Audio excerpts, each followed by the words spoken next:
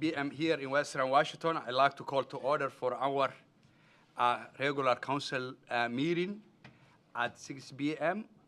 December 10, 2024. I'm Mayor Mohammed Igal. Christina, would you do the roll call, please? Mayor Mohammed Igal. Here. Deputy Mayor Iris Guzman. Present. Council members Sanait Nuguse. Here. Peter Kwan. Here. James Lovell. Here. And Joe Vinson, Councilmember Joe Vinson, will be on about 6:30 p.m. And Councilmember Jake Simpson is excused absent. Beautiful. Thank you, Christina. Let's salute the flag.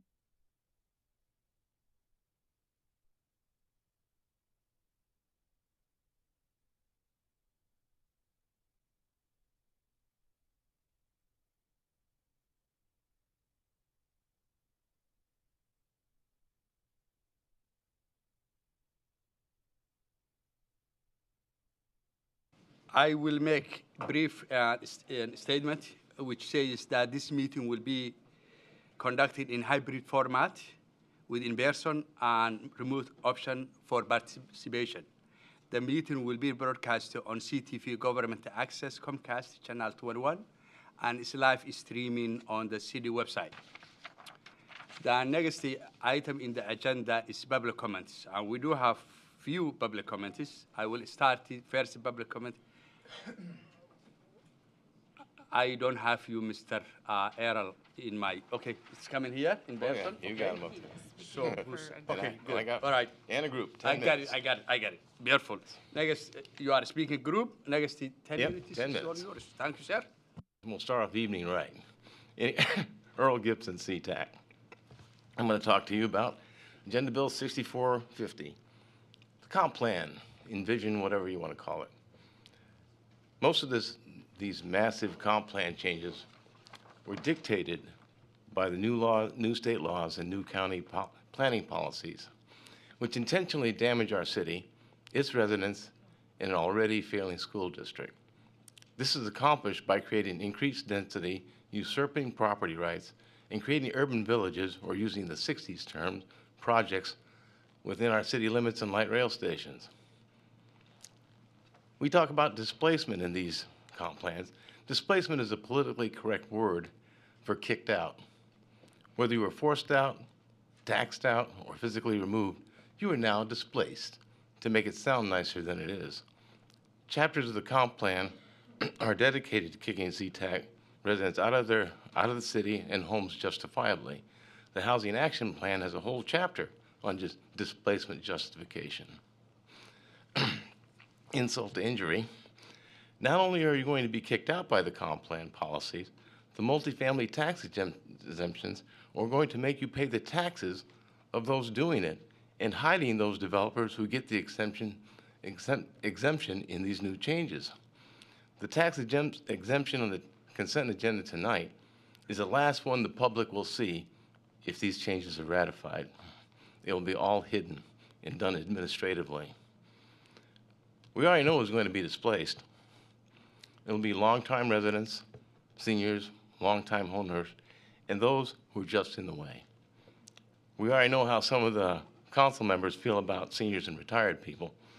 Too bad Mr. Simpson isn't here, because I have kept his nasty little email he sent me regarding seniors and retired people. These comp plan changes dramatically increase the population density of our city. This is not so great an idea. With a large earthquake possibly pending, a volcano next door, and how COVID pandemics go through dense populations, we learned nothing.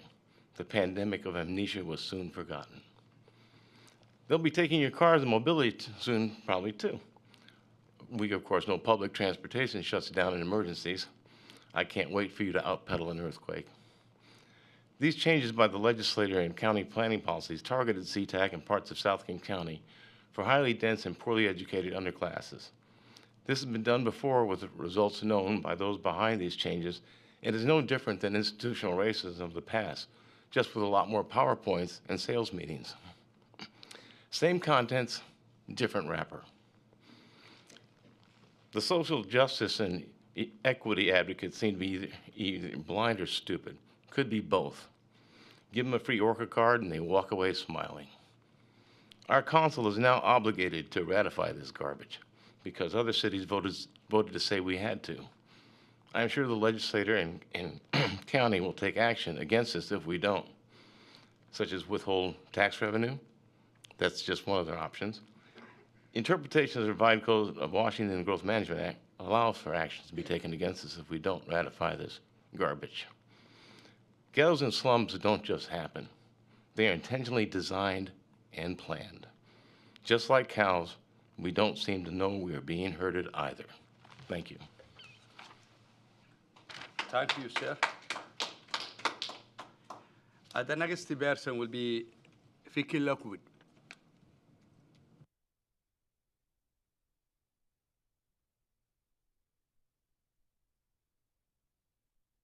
Good evening, council members. First of all, I would like to thank Ms. Bartolo for her lifetime of service to our city. I've seen her navigate through a lot of hills and valleys and a whole bunch of rough water, and it's been to our advantage to have her. So thank you, Mary. Secondly, thank you, Earl, for your comments. Now, there was a couple of things tonight that bothered me about the new city manager. I read through the contract, and it has a start date of January 16th. And I said to myself, what the hell is January 16th? It should be the first working day of January 2025. Plain and simple. It's a brand new fiscal year. You don't saddle somebody else with decisions made before they got here that they have to carry out.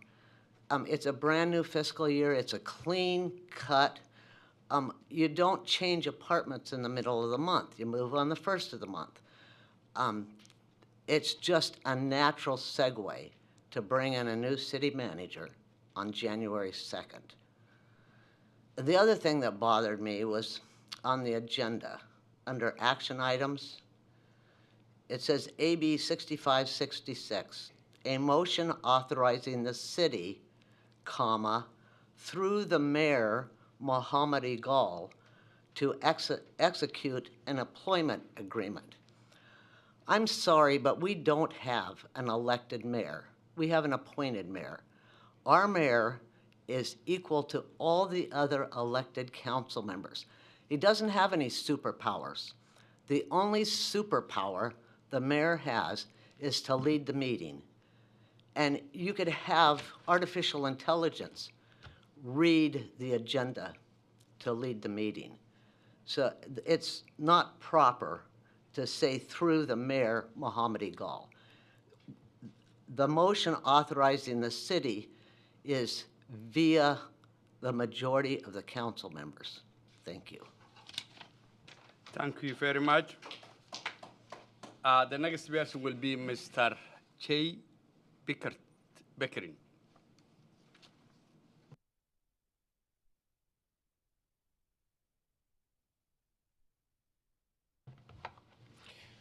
Hello, I'm Jay Pickering. I'm the project manager for the renovations at Bow Lake Estates for the property owners. I wanted to say that we submitted under this Commonwealth letterhead our comments earlier today. Hopefully you've read that. And I guess I would like to say that we appreciate the opportunity to provide comment on the draft Sea-Tac 2044 comp plan update. On behalf of our client, CPI Bow Lake Estates Owner LLC, our client remains strongly opposed to the proposed downzone and land use redesignation. Our client respectfully urges the council to maintain the status quo until the city can adequately study the impacts of changing the allowed development densities on the property. This study can occur during the city's planned development of a city center sub-area plan in 2025. At the council's direction, city planning staff met with the property owner representatives on December 5th. The participants agreed to a summary of two options that could be presented to the council. The property owner asked that the City Council adopt option 2 when the Council takes action on the plan tonight. Option 1 is the staff's preferred option, but option 2 is the preferred option of the property owner. Option 2 would change the land use designation and zoning to be equivalent to the current zoning. Under this option, the zoning and designation would be urban residential high. In 2025, the city and Bow Lake community owner will continue to engage in conversation, further study, and analysis regarding the appropriate comprehensive plan, land use, and zoning designations. The council's selection of option 2 would address the property owner's current concern. We believe it is in the parties' mutual best interest to maintain current zone densities as the status quo so that the issue can be studied in the city's sub-area plan next year.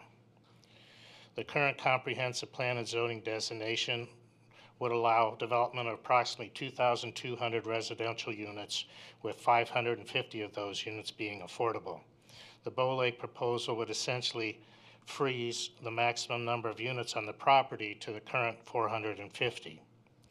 Not only would the Bow Lake proposal by staff threaten to shrink the number of units in the Bow Lake community over time, it would likely cause a net loss of 1,750 potential housing units on the property, foreclosing possibilities for adding affordable housing to the future of the city. Unfortunately, the potential loss of 1,750 housing units was not considered at any point in the city's review process for the SeaTac 2040 plan until now. The city did not account for this loss of housing in its environmental review of the SeaTac 2044 plan as required by the State Environmental Policy Act or in the city's land capacity analysis required by the GMA. Additionally, we found no updates to the city's land capacity analysis since this major downzone was proposed in September, nor any explanation as to why the city would proceed with a proposal that violates several policies of the SeaTac 2044 plan and the GMA. If the council selects to adopt option 1 now, these and other issues remain unaddressed. While we understand the city staff preferred option 1, we have difficulty understanding any benefits of rushing through a down zone of the property when a much more appropriate venue for the consideration exists next year. Accordingly, we request the City Council elect option 2 to preserve the status quo for the property and to allow the further analysis and potential impacts of rezoning during next year's process. We appreciate the council's consideration of these comments and would be happy to address these matters further with you and the staff. Thank you. Thank you, sir. The next person will be Mr. Graham.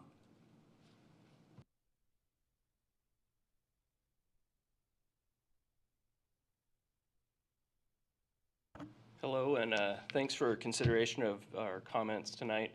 I won't belabor anything that Mr. Pickering just said. I think he covered most of our policy concerns related to the Bow Lake Downzone. Just as a reminder, my name is Clayton Graham. I'm Land Use Counsel to the ownership.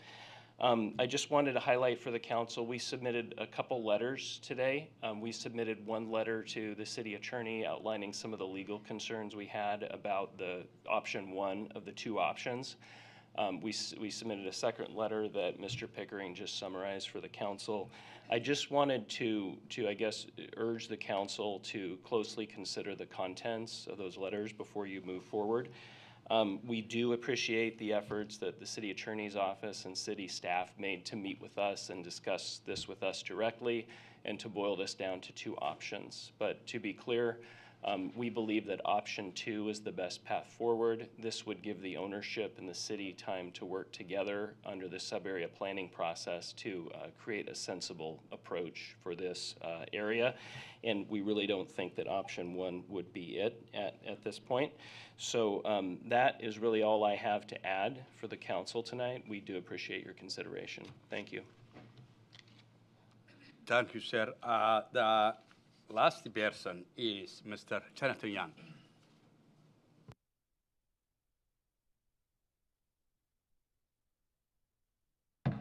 Mayor, City Council, City staff, and community really wanted to come up here tonight first and foremost to thank you. My selection to serve as your next city manager is the honor of my career. And this place, SeaTac, is one of the most special cities I've ever encountered. It's been fun over the last few weeks to describe where I'm coming and see this look come over people's eyes as they see the potential that SeaTac has and all the great things you have coming up. You're sitting at a moment of tremendous greatness for the city, and I'm so excited to be part of it. As we go forward tonight, on your agenda tonight, of course, is a contract that will set in motion the transition process to bring me on as your city manager. I do want to address the idea of a start date and assure the community that upon your signature of the contract tonight, we'll be setting in motion a series of events that will allow me to start getting up to speed. And over the weeks ahead, I'll be meeting with many community members as well as city staff to start making the transition as smooth as possible. So with that, don't want to spend too much time, but I'm here to answer any questions that council or the community may have this evening. And again, just want to extend my heartfelt gratitude to you, Mayor, and the City Council, and the community and staff that have worked so hard to make this happen. Thank you. Beautiful. Thank you very much, sir. Okay, the next item in the agenda will be presentation, the confirmation. Here. Yeah. We did have one written public comment, and that was from Adam Cook, regarding the Bow Lake Estates. Okay, beautiful. Thank you. Well, I want to also mention that Council Member Joe Vincent have joined us. So we do have actually 6 council members. Okay, so next item in the agenda is the confirmation of mayoral appointment of Pam Fanal and Ken and Simbi to Community Service Advisory Board. It seems to me none of them are here. I signed their certificate. And Councilmember Fernald is remote. Okay, good. All right. Okay, so if the council if the commission member for now want to say something next to 2-3 minutes, she can say, you know. Let's actually go through the appointment first. Please. Okay, yeah. So I made the appointment. I signed the appointment, and I will read those appointments actually in the record, which that. A motion from the council, please. Okay. So moved. Yeah. Second. All right. Okay. So, yeah. Anyone commented about the appointment of the Ken Constancy, Simbi, and Bamfanal? Guzman. I just have concerns that we keep appointing folks that really don't have an ear to the ground for our human services. And so I just want to make sure that it isn't just about restricting, but rather understanding what the needs of our community are. All right. Council Member Nguzi. Yeah, thank you, Ms. Fernald and Mr. Nasimbi, for your interest and service to the city. I know both individuals. I think you're both great. Ms. Fernald, since you're on the call, I've seen her just about at every event, whether it was the comp plan or the human services plan. And so I know, Pam, since your departure from the city, you've been very involved. And so welcome your continued engagement and partnership. So thank you for your continued service. Thanks. Council Member Lavelle. Yeah, I want to thank Ms. Fernald for your continued commitment to SeaTac, and to Mr. Nasimbi, with whom I've worked for more than 10 years when he was at King County Housing Authority and when he's now at the King County government working under the Best Starts for Kids, stopping the school-to-prison pipeline work. I'm really excited to have his level of expertise and experience. He's one of our Riverton Heights community members coming from North SeaTac, and brings a real wealth of knowledge around this work. So excited to have both of you serving the city. Thank you. Councilmember Kwan. Thank you. Yeah, I'm always happy to see community members step up and apply and to be involved with our committees. One of the ongoing challenges that we always have is we have committee vacancies with no application. So it's always a good thing for community members to step up. I do personally know Pam Fernald. She has been on the council before, and she has been very active, especially with senior citizens as well as longtime residents. So I believe that she still does represent a large section of our community members, especially those who depend on our human services, such as minor home repair and things like that. So very happy for people to volunteer their time. And welcome, thank you. Councilmember Vincent. Thank you, Mary Gall. And, I agree with most of what has, been previously said. I do want to thank our community members for stepping up to serve the community.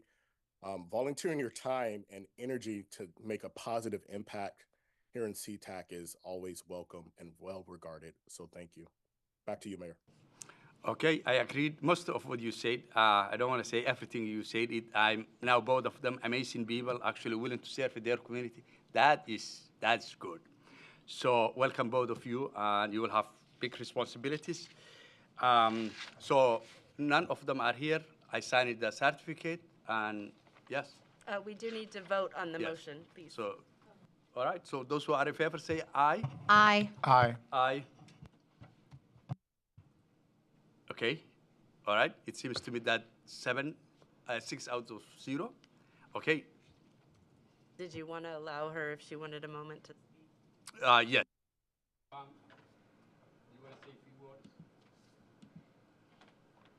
Okay. There she goes. Okay.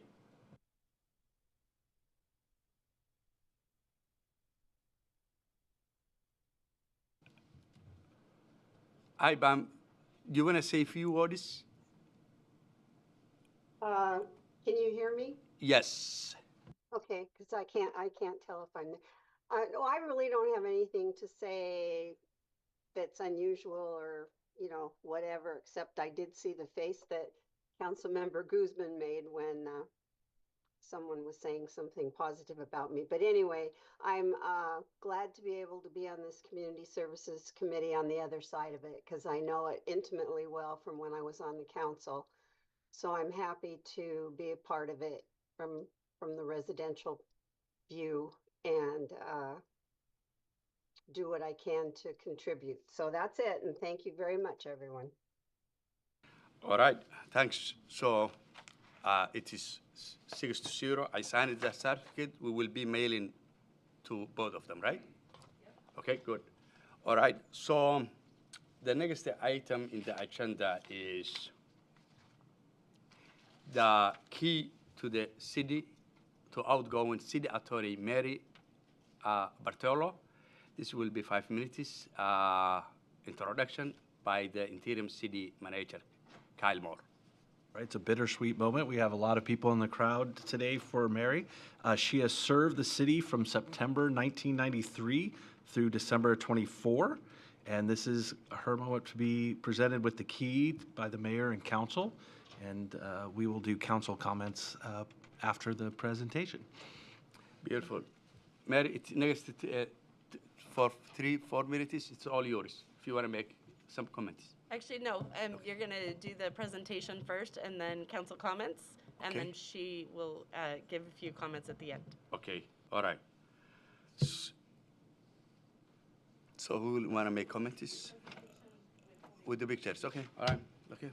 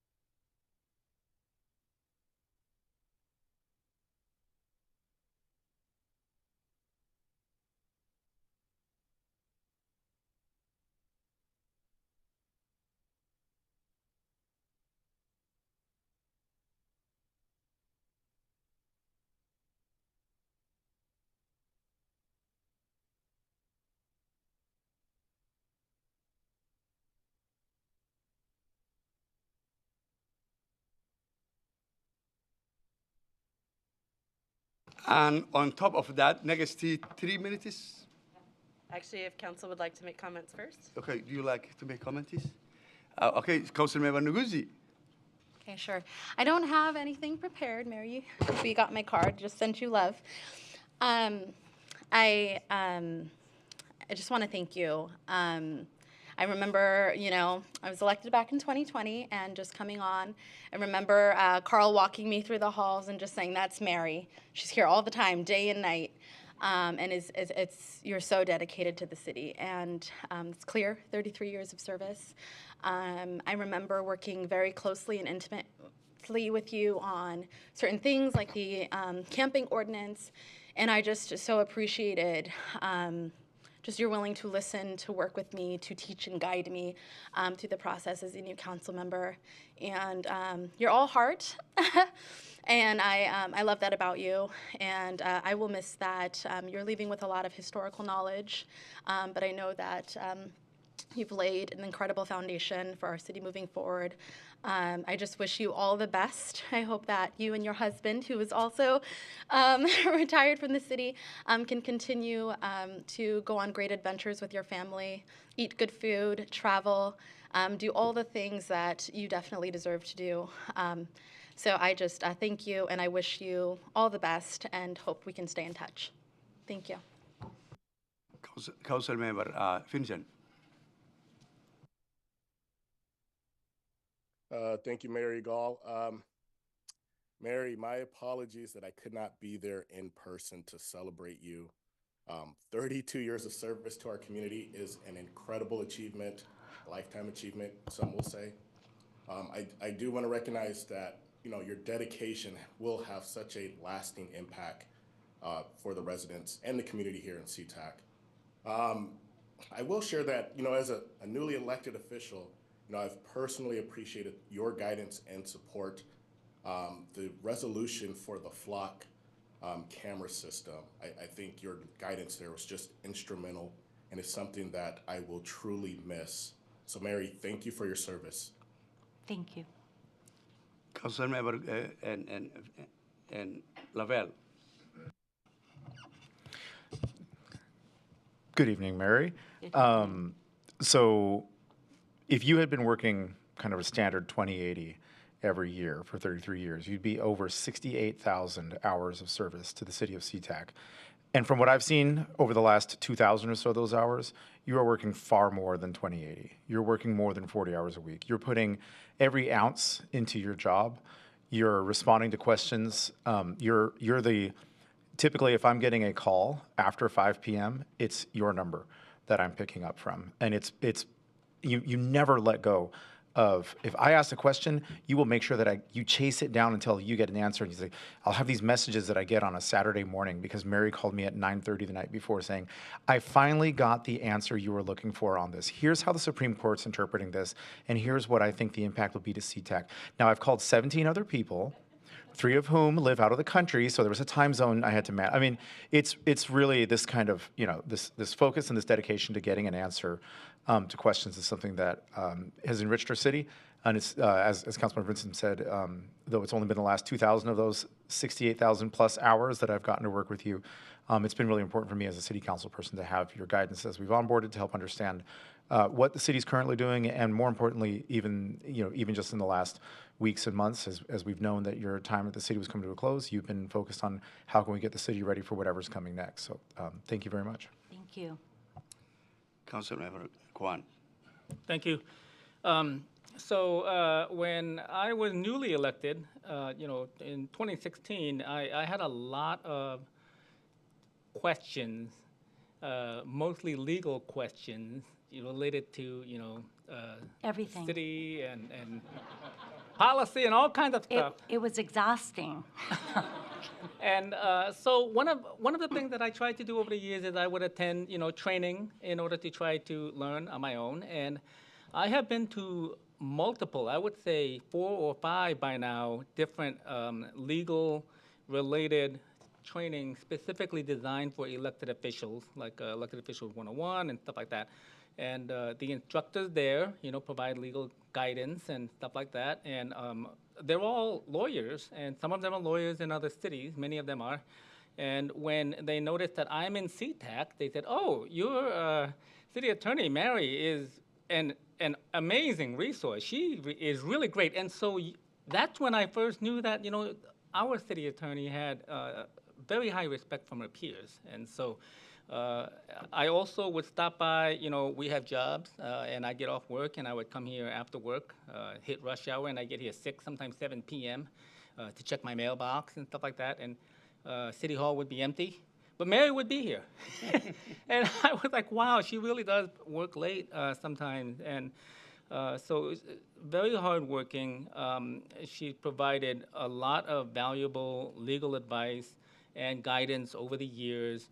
I literally cannot, because some of these occurred in exec session, but some legal advice that was provided really avoided some major potential issues. And so, the general public will never realize, how much Mary has benefited, our city has benefited from Mary's guidance over the years.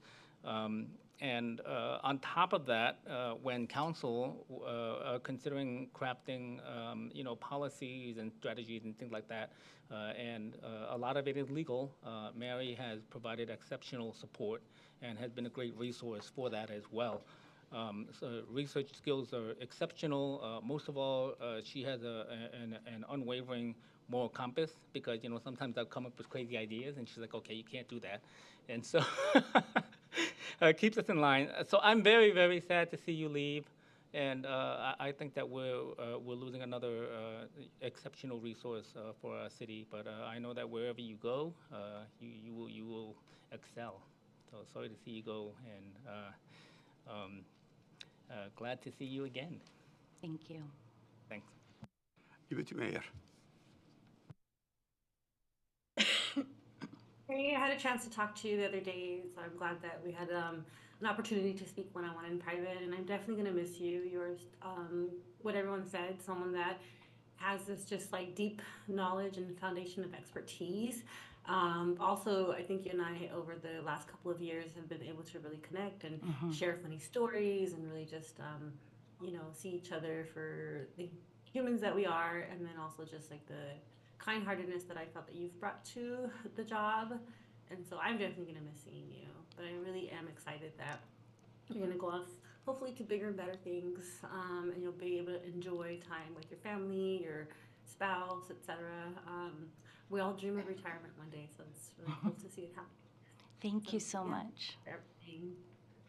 Well, I actually echo and agree with everything you said, all the good things. I just want to thank Mary for her offer 33 years of service to the city of SeaTac. 33 years. That's not just a work. That's a love, that's a dedication, that is a character, basically. So I know that as you serve with us, the people who live in the city of SeaTac appreciate it and love you. And I know that you will enjoy life and, go and do good things in life.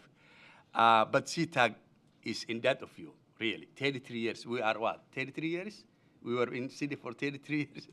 Yeah, so Mary, we love you and we will miss you. Okay, if there's any comments to our next 5 minutes? I'm going to give you no comments. Okay, so 5 minutes, 10 minutes, whatever you want it. Please, it's all yours. Thank you. Mayor, Deputy Mayor, Council, staff, residents, and community members, thank you for your comments. My ties to the city of SeaTac actually predate my employment with the city. I grew up in this area and attended schools in this district. Before working in the public sector, I worked in the private sector for quite a few years. When I had the opportunity to work for our city, I remember feeling excited and proud to be a public servant. And the first place I reported to was the Angle Lake Schoolhouse that has since burned down. And there was only a few of us at that time. And with the rats and all, we were just all happy. Working for the city and this community has never been just a job for me. It's been a passion, it's been a calling. It's been an honor and a privilege to serve this city. I could not have done it without the help of my staff, my colleagues, and the support of you and councils before you, and of course, the community. I would be remiss if I also did not mention that I must give credit to my husband, Jose Partolo, whose unwavering support enabled me to make it nearly 32 years. By the way, together, I think we have given almost 70 years jointly to the city. I was thinking about that earlier today. Thank you again for the opportunity to serve. I wish you, the city, and this community much continued success. Thank you so much.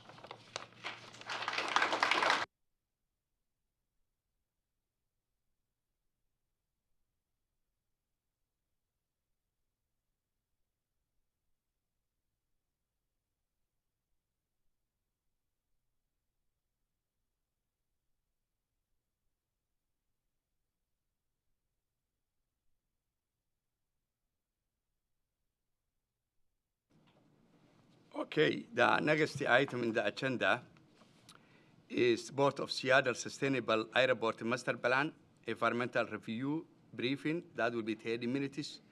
A presentation from Director Maxim. Well, thank you, Mayor Agall, council members. My name is Evan Maxim, your Community and Economic Development Director. I'm going to share my screen. Bear with me for one moment.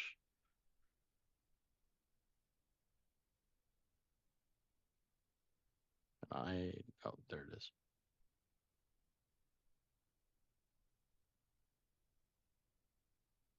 Mayor, council members, can you confirm that you can see my screen, please? We can see it. Thank you. I see that. Thank you.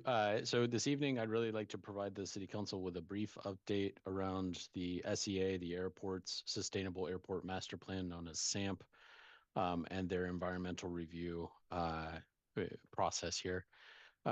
Really, what I'm trying to capture tonight is a portion of the environmental review process. Council will recall you received a briefing from, I believe, the Port of Seattle directly, Mr. Dave Kaplan, approximately 2 or 3 weeks ago.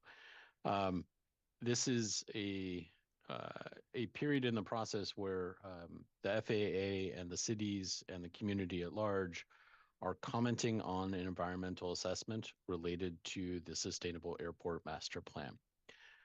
It is an informational briefing this evening. Unfortunately, we have a relatively short timeline to provide public comment. So we're really focusing on the technical review aspect of this. And then, of course, I'm happy to brief the council further once we've submitted our technical review comments. The Sustainable Airport Master Plan, I will cover essentially a brief summary of what that plan entails. It is intended to describe the airport's plans around how to accommodate a significant increase in airport passenger demand. I'll also provide a brief overview of the NEPA, so the National Environmental Policy Act, and the SEPA, Washington State Environmental Policy Act review process, which is what we're in the middle of at the moment. I'll touch on an update related to our technical comments from the City of SeaTac, and then the City of SeaTac is actually part of a four-city collaborative, which includes the cities of Burien, Des Moines, Normandy Park, and SeaTac. And I'll note for the council's reference, this is an agenda item a little bit later this evening, and I'll be touching back on that aspect as part of that presentation. And lastly, I'll cover our anticipated next steps. So the Sustainable Airport Master Plan, I'll refer to this as SAMP, was initially drafted in 2018, and it really proposes improvements to the airport to meet the future forecast demand at the airport. There are approximately 31 near-term projects. It has changed a little bit during the SAMP environmental review process, but those 30-odd projects are intended to address, at a high level, 5 basic airport needs. Those are passenger terminal capacity, cargo facilities, the FAA required design elements, aircraft delays on the airfield, and then fuel storage for projected demand. The projects generally include things like taxiway extensions, offsite cargo holding, traffic circulation changes at the airport and in the surrounding area, employee parking, and of course, a new terminal and several new gates. I've included, you'll see in the parentheses here, references to A01 or L02 or things of that nature. Those are specific projects identified in the Sustainable Airport Master Plan. Some of the council and the community may be familiar with this graphic. The graphic itself, I won't try and go into detail here. It's really, the wording is probably too small for most people in the audience to read all of the legend. But you'll see on the page that there's a copy of an aerial photograph of the airport. And the areas that are highlighted in various colors represent different types of projects around the airport. Of course, there is more information related to this on the Port of Seattle's website related to the SAMP environmental review process. So the SAMP itself was drafted in 2008, and at that time it entered into both a NEPA review, so the National Environmental Policy Act review, and a Washington State Environmental Policy Act review. The two terms are generally referred to in the planning profession as NEPA review and SEPA review, so you'll probably hear me use those terms moving forward. First, I'll focus on NEPA and the purpose of NEPA. NEPA is really required anytime a project is subject to the approval by a federal agency. In this case, we're talking about the FAA, or the Federal Administration Agency, the Federal Aviation Administration, as the authorizing environment for the Port of Seattle and the airport improvements.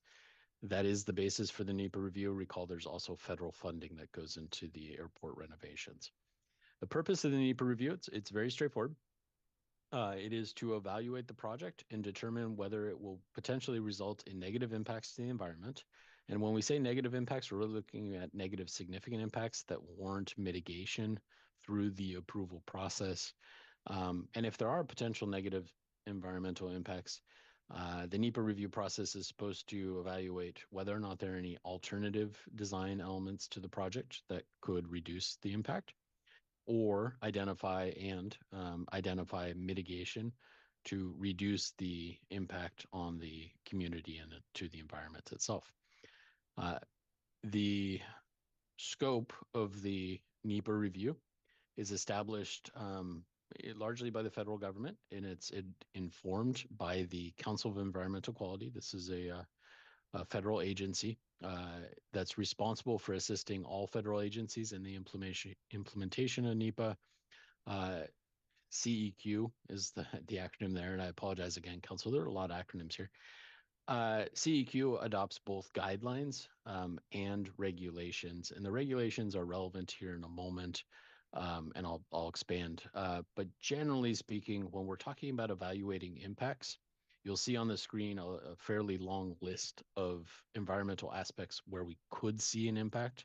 And you'll note that there are several items that are highlighted or bolded: air quality, noise, surface transportation, and impacts to water resources. And that is the areas where both the city of SeaTac and the Four-City partners have been focusing the bulk of our review and comments. In the presentation by Mr. Kaplan a few weeks ago, I think there were some questions by the City Council related to the scope of the NEPA review versus the SEPA review. You'll see in a moment, I'll also identify all of the SEPA environmental impacts that could be evaluated. They are distinct and different from the NEPA review impacts, and that's the purpose of illustrating both on the slides here tonight. In terms of the NEPA review process, and I apologize for the somewhat complicated flow preparation here, you'll note in the upper left-hand corner, this is really when the NEPA process started, when the SAMP documents were prepared. That is the proposed action that prompted the NEPA review. There was an environmental assessment scoping document or set of documents that were prepared in 2019. The city of SeaTac and the Four-City partners, and then many of the community members commented on those scoping documents. The scoping documents result in an environmental assessment. At the time, we were anticipating it sooner. Of course, since 2019, we have seen a number of things in the world happen, and notably the coronavirus and some of its effects on passenger travel. But we now have a draft environmental assessment that was released on October 21st of this year. I would anticipate that we will see a final set of documents in early 2025, possibly sooner. Following that, the environmental assessment really allows the FAA to make a determination on whether or not there's a significant impact which warrants an environmental impact statement, or essentially a mitigated finding of no significant impact. That's a document or a determination issued by the FAA. It's often referred to as a FONSI, FONSI. And there, what the FAA would be effectively saying is there is no significant impact as established under the CEQ regulations and the FAA's own internal threshold documents. If a environmental impact statement is required out of the NEPA review process, that would be the next step. At this time, we're not certain as to what the FAA is going to determine, whether or not there is a significant impact. So that middle square on your screen represents a possibility, not a guarantee. Once the NEPA review is complete, the environmental impact statement is complete, if one is generated, we would resume the SEPA review, the Washington State Environmental Policy Act review. In 2019, when the scoping for both environmental reviews was completed, and I'll get to this in the next slide, there was a commitment by the port that a determination of significance had been issued, and that is the action that typically results in an environmental impact statement for SEPA. Once the environmental reviews are complete and all mitigation has been identified, that's when you would expect the Port of Seattle to complete whatever budget approvals are necessary to fund the projects, begin design, and start permitting, and then, of course, construct. That is the overview of NEPA. I'll now move over to the overview of the Washington State Environmental Policy Act. Again, similar but not the same as the NEPA review process. Washington State Environmental Policy Act, first notable difference is that it is SEPA is often required on a variety of different actions, not just when a federal agency is either funding or responsible for approval of a project. But SEPA review is often triggered by a variety of private projects, new public facilities, adoption of regulations. On your council agenda tonight, you have a comprehensive plan and a set of zoning regulations. Those all went through a SEPA review. You've heard some public comment about that as well tonight. Private projects, I think many in our community and on the council are familiar with the Polaris project, the inland project up by the 154 station. That, of course, went through a SEPA review. Things like that also prompt a SEPA review. Of course, the SAMP does as well. The purpose of the SEPA review of the SAMP is very similar to the NEPA review at a high level. Again, determining whether or not there are significant negative impacts to the environment. And then if there are impacts, identifying either alternative project designs that would reduce the impact or identifying mitigation to reduce the negative environmental impact. One thing that's notable between NEPA and SEPA, in the context of a NEPA review, the FAA is the agency that is issuing either a finding of no significant impact or requiring a EIS. For the SEPA review, the Port of Seattle is given the authority by Washington State to complete its own SEPA review of the projects, somewhat similar to the city of SeaTac and its SEPA review process associated with a comprehensive plan update and those zoning regulations. Generally, public jurisdictions are given that authority by Washington State to conduct their own SEPA review. In terms of the regulatory guidelines, the bulk of the regulations around a SEPA review process are established by Washington State's Department of Ecology in the Washington Administrative Code, or WAC 197-11. That establishes both the scope of the review, the procedure for the review. It provides guidance around how a jurisdiction would identify a potential significant impact. SEPA review, you'll see on the screen here a somewhat shorter list of environmental areas where SEPA review focuses. The degree of focus and how those impacts are identified is also a little bit different. And I'm avoiding the weeds, if you will, in the moment. But you'll note on the screen that in that list, again, air, water, noise, and transportation are really the areas where we focus the bulk of our technical review for this SAMP process. As I mentioned a moment ago, in 2018, Port of Seattle did issue a SEPA determination of significance, which generally requires a SEPA environmental impact statement. If the Port of Seattle prepares a NEPA environmental impact statement, that impact statement could also be used for the SEPA environmental impact statement purposes. It's unclear at the moment whether or not the FAA will require the preparation of a NEPA EIS. So we don't know whether or not there would be a separate SEPA EIS or if that possible NEPA EIS would be used for the review. The SEPA process is a little bit simpler in general description here. Again, starts with the preparation of the SAMP documents back in 2018. There was a threshold determination by the Port of Seattle in 2018. Again, that's where the determination of significance was issued. Determination of significance results in the EIS. The scoping of the EIS was also done in 2018. Originally, I believe the Port of Seattle intended to combine and run both the NEPA review and the SEPA review concurrently. That was the information that was conveyed in 2018, 2019. At some point during the NEPA review process, and it is not currently clear to City of SeaTac staff when, the SEPA review and the NEPA review were separated, and the NEPA review will be completed first, and then the SEPA review would move after that. And of course, after those, as I mentioned a moment ago, the environmental review, once that is done, we would begin to see the Port take action to actually execute the SAMP projects, including construction. So in summary, in terms of the environmental review process, City of SeaTac is focused right now on commenting on the NEPA review, and is specifically the environmental assessment associated with that NEPA review. Deadline for the comments is this coming Friday, December 13th.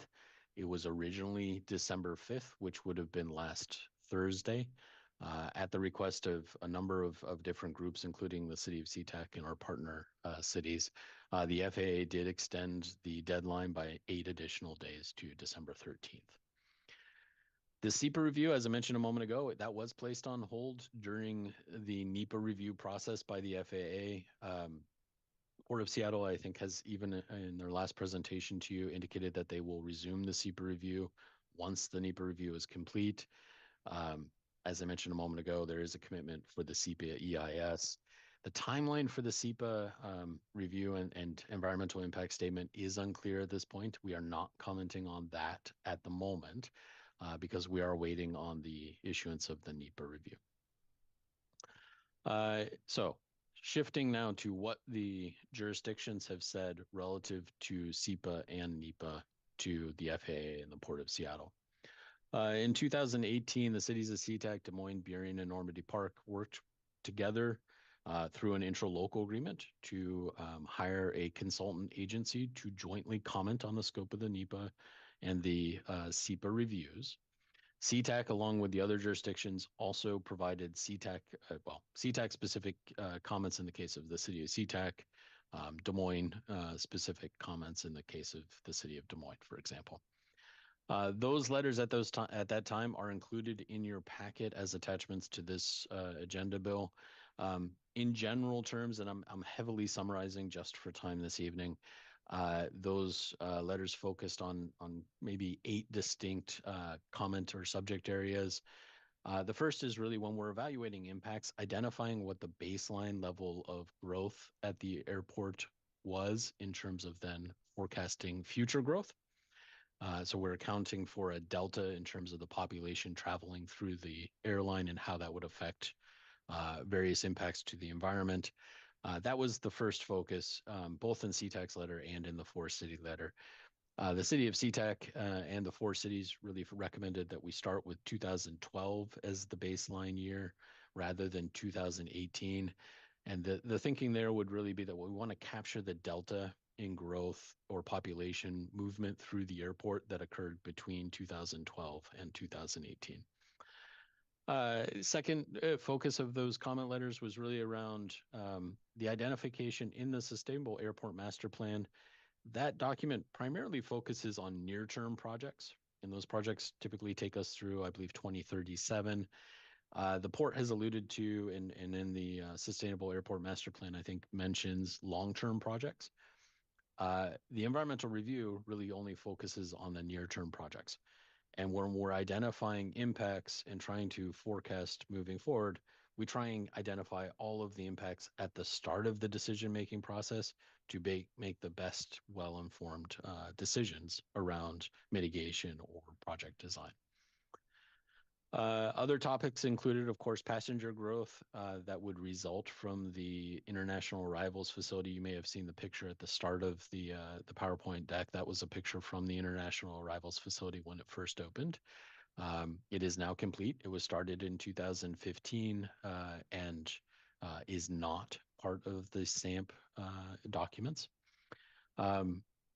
Specific comments also focused on transportation related to transit routing, cargo traffic to and from the airport, the completion of SR or State Route 509 and connections from the airport to 509, and then of course transportation impacts to, in particular, SeaTac's city streets. Employee surface parking lots, I'll note for the council, at one time, there was proposed parking in some of the North SeaTac Park, the L-shaped property, if you recall that site. At one time included surface parking lot improvements. Those parking lot improvements have since been removed from the SAMP near-term projects, and a different parking area has been expanded as part of that removal from North SeaTac Park. Noise impacts. I think most of the council is very familiar with some of the noise impact studies that have been ongoing at the airport and their management of noise, and then of course air emissions. Looking forward, we are still in the process of putting together the technical review comments. So I cannot give you a specific comment letter this evening. I'm sorry to say that to you. I'd much rather show you a completed draft document that the council could weigh in on.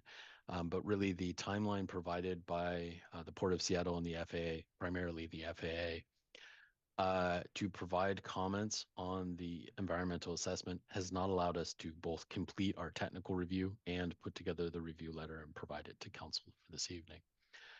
We are continuing to work with that consultant on the comment letter.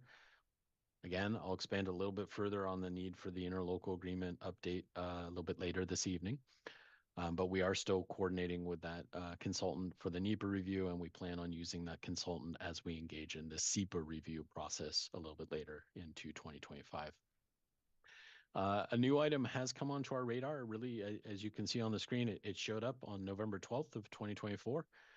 So after the comment period opened up on the environmental assessment, there was a court case known as the Marin Audubon Society versus the Federal Aviation Administration case. In that case, there were some comments on the Council on Environmental Quality's regulations, really calling those regulations into question. Again, I'll remind the council, in the NEPA review process, those CEQ regulations guide both the procedural aspects and how we determine what a significant impact is for the purposes of issuing either a EIS or a finding of no significant impact. And then as part of our review right now, we are continuing to comment on several of the items that we started our comments on back in 2018. The 2012 versus the 2018 baseline for evaluating impacts moving forward, transportation-related impacts, noise, air emissions, surface water control, and really here think about drainage facilities, ditches, discharge from the airport, and how increased traffic on our local streets may affect some of our water quality needs moving forward relative to drainage. And then last, the sequencing here of the NEPA review relative to the SEPA review. Ideally, when we are agreeing to mitigation, we have fully considered all of the relevant impacts for the NEPA review and the SEPA review process before we establish what mitigation might be necessary. Here, that's a little bit harder because, of course, the port has taken a sequential approach to the NEPA review process and then the SEPA review process.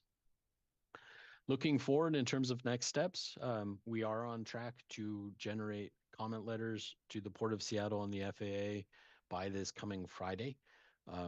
It is a heavy lift by several of the staff for your city, including, I'll note, Zach Shields, I believe, is on the call for another item this evening. Jen Kester has been instrumental in that work, and others here at the city.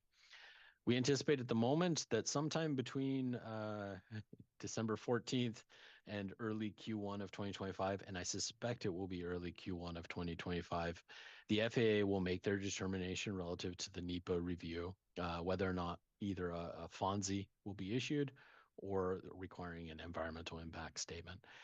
And then in the period, presumably Q1, Q2 of 2025, we are looking at either the preparation of the NEPA environmental impact statement or an end to the NEPA review process, and we will be starting up the SEPA review process. So with that, I will stop speaking, and Mayor, City Council, I'm happy to answer any questions that I can address this evening, and I'm happy to return to the City Council as we continue this exercise. Thank you very much, Director Maxim. Good presentation and information. This was just informational only. So any question, comments? I will call Council Member Neguzzi. I just want to thank you and your staff for the heavy lift. I don't have any comments. I know this is the last agenda item for the request for the consultant for the interlocal agreement. So I don't have any comments at this time. Just thank you for getting all your comments in, and hopefully you can enjoy the holiday after that. Thanks.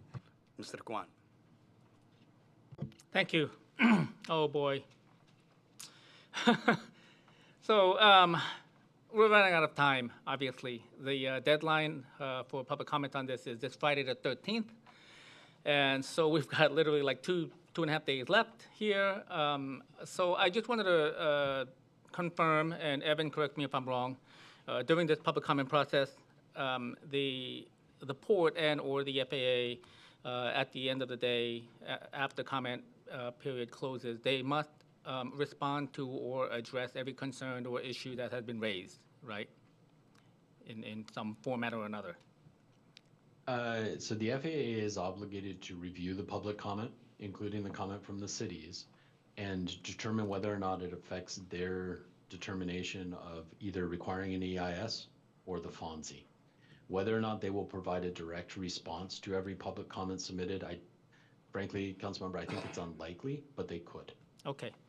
Now, I read most of this. I mean, it's just too much. The main short, I mean, the document is over 275 something pages, and then it has appendices that it refers to, over 4,000 of those, right? Just way too much. And we had a little under 2 months or so to review this, maybe. It's just not enough time to go through any of this. And so just wanted to point out that we need help, not just us, but I think the community, South King County, or the greater airport community needs help. If we can get as many eyes as possible on this, I know time is running out, but there's no concern is too small during this period. You've got any concern, now is the time to bring it up. Once comment period closes, that's it. So also wanted to clarify, there are two separate processes, NEPA and SEPA, which you called out. NEPA is the process that's happening now that is administered by the FAA. The Federal Administration, Aviation Administration is the one that is administering NEPA. That's the federal level one. Has a lot more weight, in my mind, than SEPA, which is a state one. During SEPA, which is the next phase, the lead agency is the Port of Seattle. So it's a lot easier for the Port of Seattle to address issues rather than having to rely on the FAA for oversight. So the port has more control over the SEPA process. Also wanted to point out the EIS, Environmental Impact Statement. This is something that I feel should be mandatory for both of these. However, the EIS is a portion that always tries to get the port or anyone else tries to downplay the importance of the EIS. If they determine a determination of insignificance is reached. Wanted to point out a couple of things that we need to, I think, make sure we highlight, and I know that you briefly mentioned it, the separation of near-term NTP, near-term projects, and long-term projects. Historically, the airport has piecemealed large projects. One example being the removal of trees was piecemealed into 3 separate projects, although at the end of the day, there was over 3,000 or so trees being cut. But because it was piecemealed into smaller chunks, each chunk shows a smaller impact, right? So it's easier to deal with this smaller impact rather than this large impact. So that's what's happening now with the airport master plan. The master plan is actually a huge all-encompassing plan for expansion, but it's been piecemealed into near-term versus long-term, and they're only focusing on the near-term.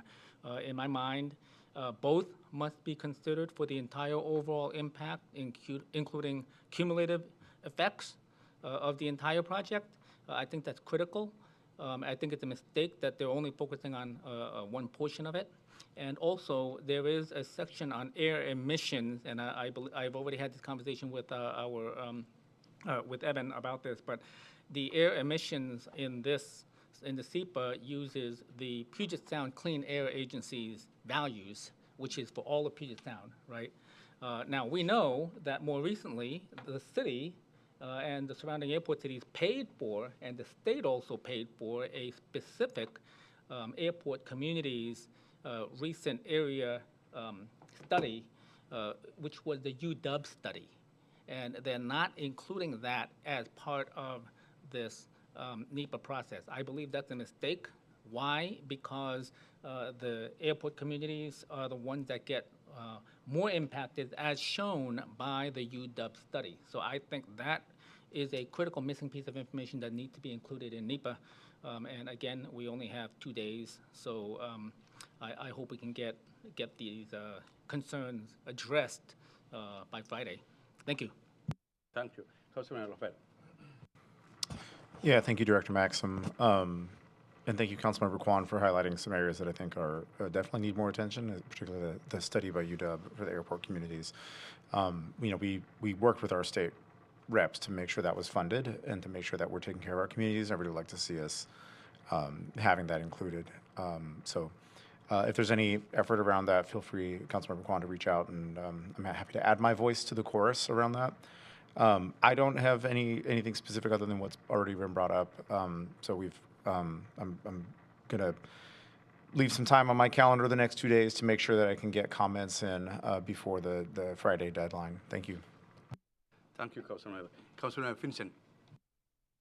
Thank you, Mary Gall. And so far, I do agree with just about everything my colleagues have mentioned. A comment from me, Director Maxim, great presentation.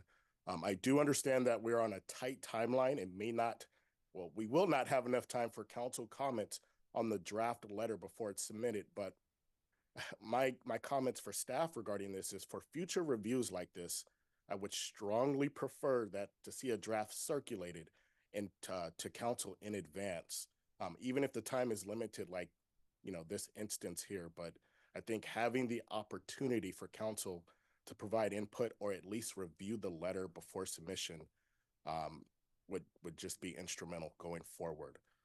Other than that, great work. Friday the 13th deadline. I got my fingers crossed for that. Thank you. Thank you, Council Deputy Mayor Guzman. No questions, but definitely thank you. This was a heavy lift. It was a lot of work and a long time coming in such a short amount of time. So thank you and your staff for everything that you've done. As always, very thorough, very well presented, good information. So just thank you for everything. All right, thank you very much, and Deputy Mayor, an excellent presentation, Director. I actually were aware of it, and I was involved with it. I actually organized citizens from North SeaTac to write letters and reach out to the commissioner and all of those stuff. So I was intimately involved with that. Thank you very much, Director. The next item in the agenda will be the key city issue and request for direction. That will be 10 minutes presentation, 15 minutes questioning, and that will be interim city manager Kyle Moore. Thank you, Mayor Egal. I'm going to be very quick tonight, so we'll get moving on from the meeting. This is just for your information. The city has applied for the Association of Washington Cities Benefit Trust. This is a $500 mini grant, and that will go toward the city's wellness program. So I just wanted to alert you to that. I know that was one of the programs we were looking at in the budget, so we're looking for money wherever we can find it. And then moving forward, we'll be closed on December 25th for Christmas and January 1st for New Year's Day. That will be all city facilities, so people enjoy the holidays with your family. And then our next council study session and regular council meeting are scheduled for Tuesday, January 14th. So thank you. Everyone All right, have a wonderful holiday. Thank you very much. And any question, comments for getting $500 from the, yeah, it seems to me none. Okay, so we'll move to the next item, which is committee updates. And we have actually two updates, hopefully. That is the A and F. Councilmember Neguzzi. Yeah, thanks. Every dollar counts. Yeah, so the Administration and Finance Committee met on Thursday, December 5th, so this past week. The agenda was pretty brief. So we had some expense approvals. That was for three council members to attend the National League of Cities Summit. So that was just approving the expenses that were incurred during that trip. And then we had Human Services Division relocation. So this is really a two-parter. So interim city manager as well as director of human resources, May Barker, presented a proposal to relocate Human Services Division from CED, so the Community and Economic Development Division, or department, excuse me, to the city manager's office. So this was approved by the committee. Changes will take into effect in 2025. There is no budget significance here. So as part of, I think sometime in Q1 2025, we will move the Human Services Division budget to the CMO office. So it's just moving those funds over and those people over to the city manager's office. As part of this presentation, there was also a ratification that was done for the Human Services Manager position, so increasing their salary range from 60 to 66. This adjustment was an internal pay equity consideration and would have been made regardless of the department move. So I just want to be clear with that. And so the committee ratified this item. And yeah, I think that was pretty much it.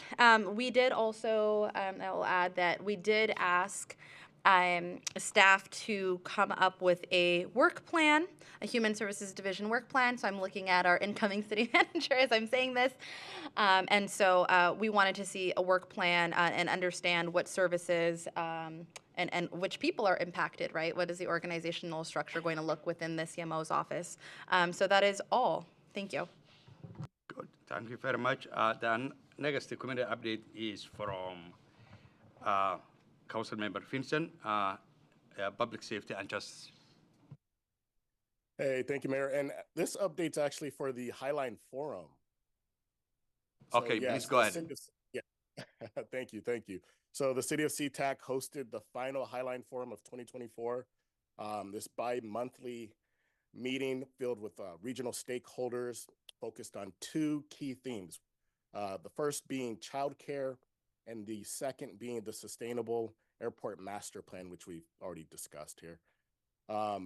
As the host representative, I provided updates on SeaTac's community achievements and priorities, as well as participated in several discussions on regional child care initiatives.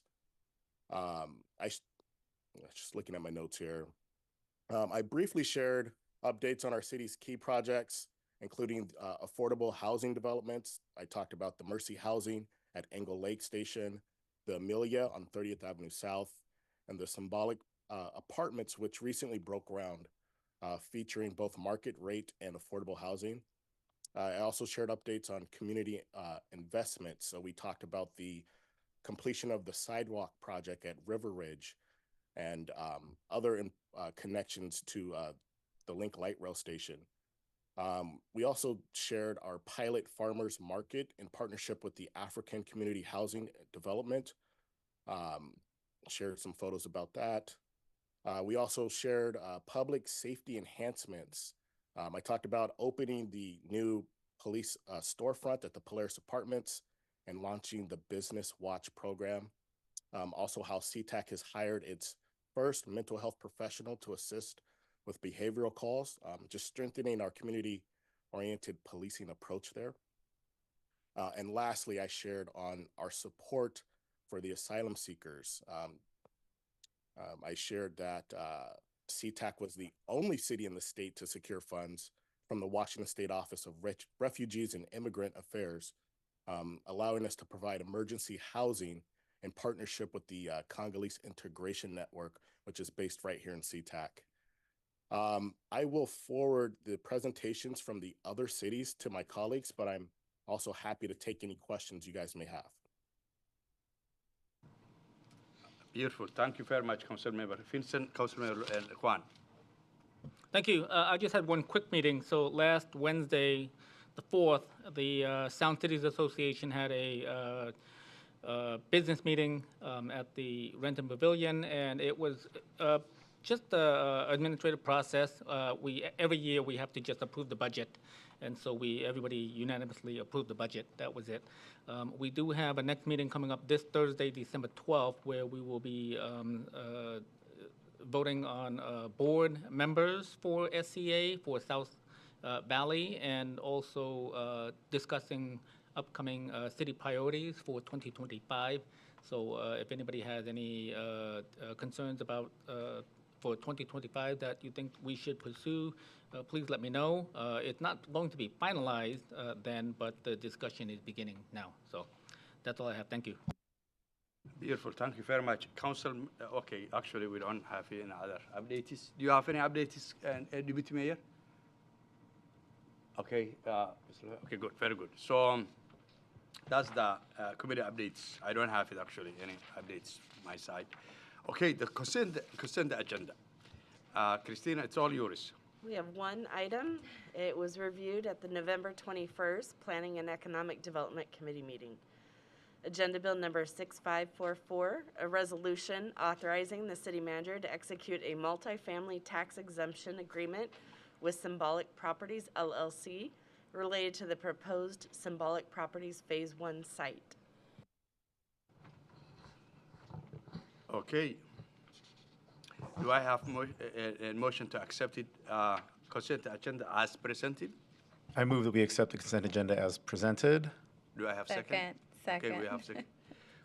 Okay, so those who are council comments, any comments, questions? You don't have. Okay, so please unmute while I am actually reading the motion. And okay, a motion to accept the consent agenda as presented. For those who are in favor, say aye. Aye. Those who are against, aye myself, and those who are against, say nay. Okay, it's 6-0. Okay. Now I'm going to open public hearing on the 2025-2026 biannual budget. This will be 60 minutes presentation from our director, Director Bello. It's all yours. Tonight will be a long night, beautiful night. Actually, I'm going to save us a little bit of time. I forgot to change that time on this presentation. So anyway, thank you, Director. Thank you, Mayor, Deputy Mayor, and council members. I do appreciate all the time and effort you have put into this budget process. And since we have discussed this a few times, I am going to make my presentation brief tonight. So the ordinance before you adopts the 25-26 biennial budget with revenues and expenditures based on the preliminary budget presented by the interim city manager on October 1st and modified by the council during the budget workshops in October. These modifications are detailed in the program errata sheet. The budget appropriations are consistent with council's financial policies and maintains our current service levels while increasing some service levels through the decision cards that were recommended by the interim city manager at the October 18th budget workshop. The budget utilizes 1.5 months of excess reserves and fully funds the 4-month strategic operating reserve for the general fund. The ordinance adopts expenditure and fund balance appropriations by fund totaling $366.2 million for the biennium and is attached as Exhibit A, and the salary schedule for the city employees is also attached. The council may approve the city's 2025-2026 biennial budget following the public hearing tonight, but we must approve it prior to December 31st, 2024. And this concludes my presentation. Thank you. Thank you very much, Director. Council comments? No, just the comments, yeah. Yeah, you go. Oh, okay. Hi.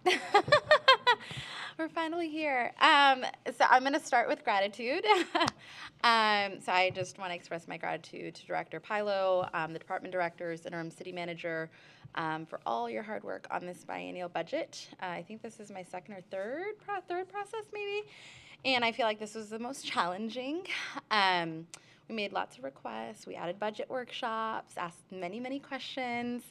And so I just want to say that I really appreciate the time and effort that you have dedicated to thoroughly reviewing every item and ensuring that both new and existing council members and the public have a really solid understanding of the budget and the reason for why and the increases and all the little things. I also want to acknowledge that this isn't where we wanted to be. And the budget is not perfect, but we did our best to minimize the impact to the people, the services, and including our staff. We still have very healthy reserves, as Director Pilo just shared. We're still meeting our minimum of that 4-month reserve level. And I remain hopeful that we will continue to go in a positive direction. So with that, I'm happy to adopt this budget. I also want to note that during the last budget workshop, we mentioned, or I requested the inclusion of the Independence Day holiday back into the budget, so that will come at a later time, though it's not reflected in this packet. I do have requests of staff, and again, I'm looking at our incoming city manager as I'm saying this, and so I have 3 requests. So the first is by the end of Q1 2025 that we receive a presentation on potential new revenue streams. My second request is that we receive a mid-year budget checkpoint during a council study session to make any necessary adjustments if needed. And the third is that all department heads conduct a deep dive into our public safety contracts, specifically police and fire, to identify areas where we can maximize the benefits of our contract currently and suggest any necessary amendments or engage in any discussions around how to improve those contracts moving forward. So those are my 3 requests. Again, I just thank you so very much. Yeah, thank you. Thank you, Councilmember Nguzi. Councilmember Kwan. Yeah, thank you. I know, I appreciate all of the hard work that we have been putting into this in recent months. I feel, obviously the budget as it is not sustainable. It's not ideal. We really, in my mind, we really should have been working on this throughout the entire year instead of just, for the last few months. Fortunately, we do have funds above our reserve to get us out of this pinch. I hope that this is a one-time thing and we don't ever have to do that again. There are a lot of other projects that we have that we would like to accomplish, North Sea-Tac Park, potential new civic center and all of that stuff that we need these funds for. And it would be very difficult, if not impossible, to get those accomplished without that available in our excess reserves. We're at the out of time, basically. So I will reluctantly be in favor of approving this with the intent that starting January, or actually even immediately, we all, including the council, need to get together and figure out ways to bring in additional revenue. I think we've lost our focus on that, to bring in revenue. The key, though, is we've got to keep costs low for our community members. So the trickiest part is without increasing costs on our community, right? So that's the whole balancing act, and looking forward to diving into this, or continuing to dive into this in the coming months. Thank you. Oh, again, thank you for your hard work. I know that you put in a lot of hours on this. Thanks. Councilmember Lavelle. Yeah, thank you, Director Pilo. Thank you to Councilmember Neguse and Councilmember Kwan. I agree with those items. I think especially Councilmember Neguse taking an immediate look into public safety contracts. I think the only thing that I have to add to this, first off, just the appreciation again for helping me go through my first budget process as a council member. I've been on the other side advocating for city and county budget changes many, many times over the last 20 years, but it's a little bit different when you sit on this side, and so I appreciate your patience. I want to look at our public safety contracts. I want to look at the options with PSRFA, Puget Sound Regional Fire Authority, about the difference between the impact of a contract city versus an annex city. And I want to be as clear as I can. If it saves the city government money but costs our residents more, it is not a win. And that's something I will be voting against. If there is a way that being an annex city serves our residents better and has, the same or lower cost for them, then that's fine with me. But I think we've been talking about this and hoping that a one-time swoop in of becoming an annex city can solve our budget woes. Those are the residents' woes, whether it's coming from our budget or coming from another tax area. I want to, we have to think about that long and hard. I guess I shouldn't say I won't vote for it. We need to understand it, and if the quality of service can be sustained or exceed what we're already getting, which I think is a good quality of service. In short, I mean that's where the challenging parts of this conversation came from, were from those increases, and I think if we were, I want to make sure we're getting the best value that we can for those services. I want to make sure we're examining every angle of the contracts. I know that's something that arose to us that we just didn't understand it as well as we could, or we didn't have the right eyes in on those to make sure that we're getting what we need out of the contracts, or that we're paying a right amount. Also, it's not a comment on the individuals or even the systems that are serving us. I think we are getting a good level of service. The costs have risen.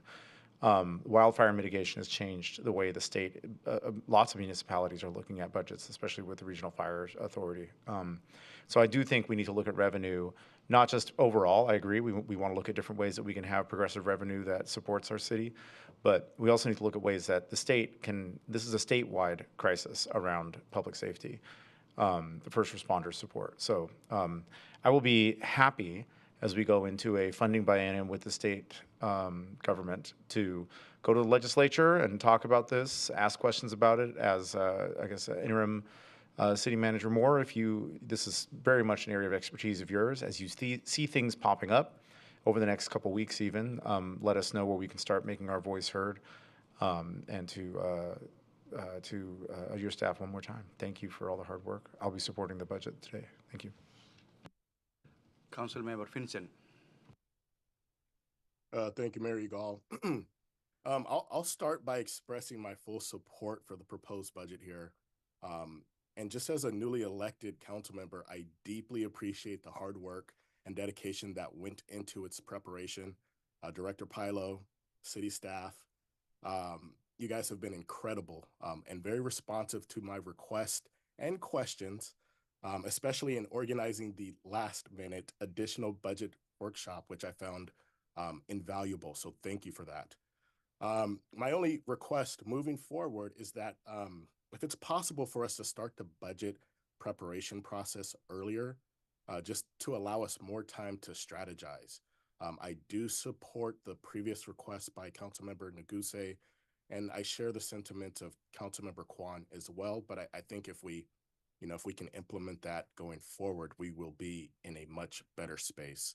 So thank you all for your hard work. Thanks, Councilmember Vincent. Deputy Mayor Guzman.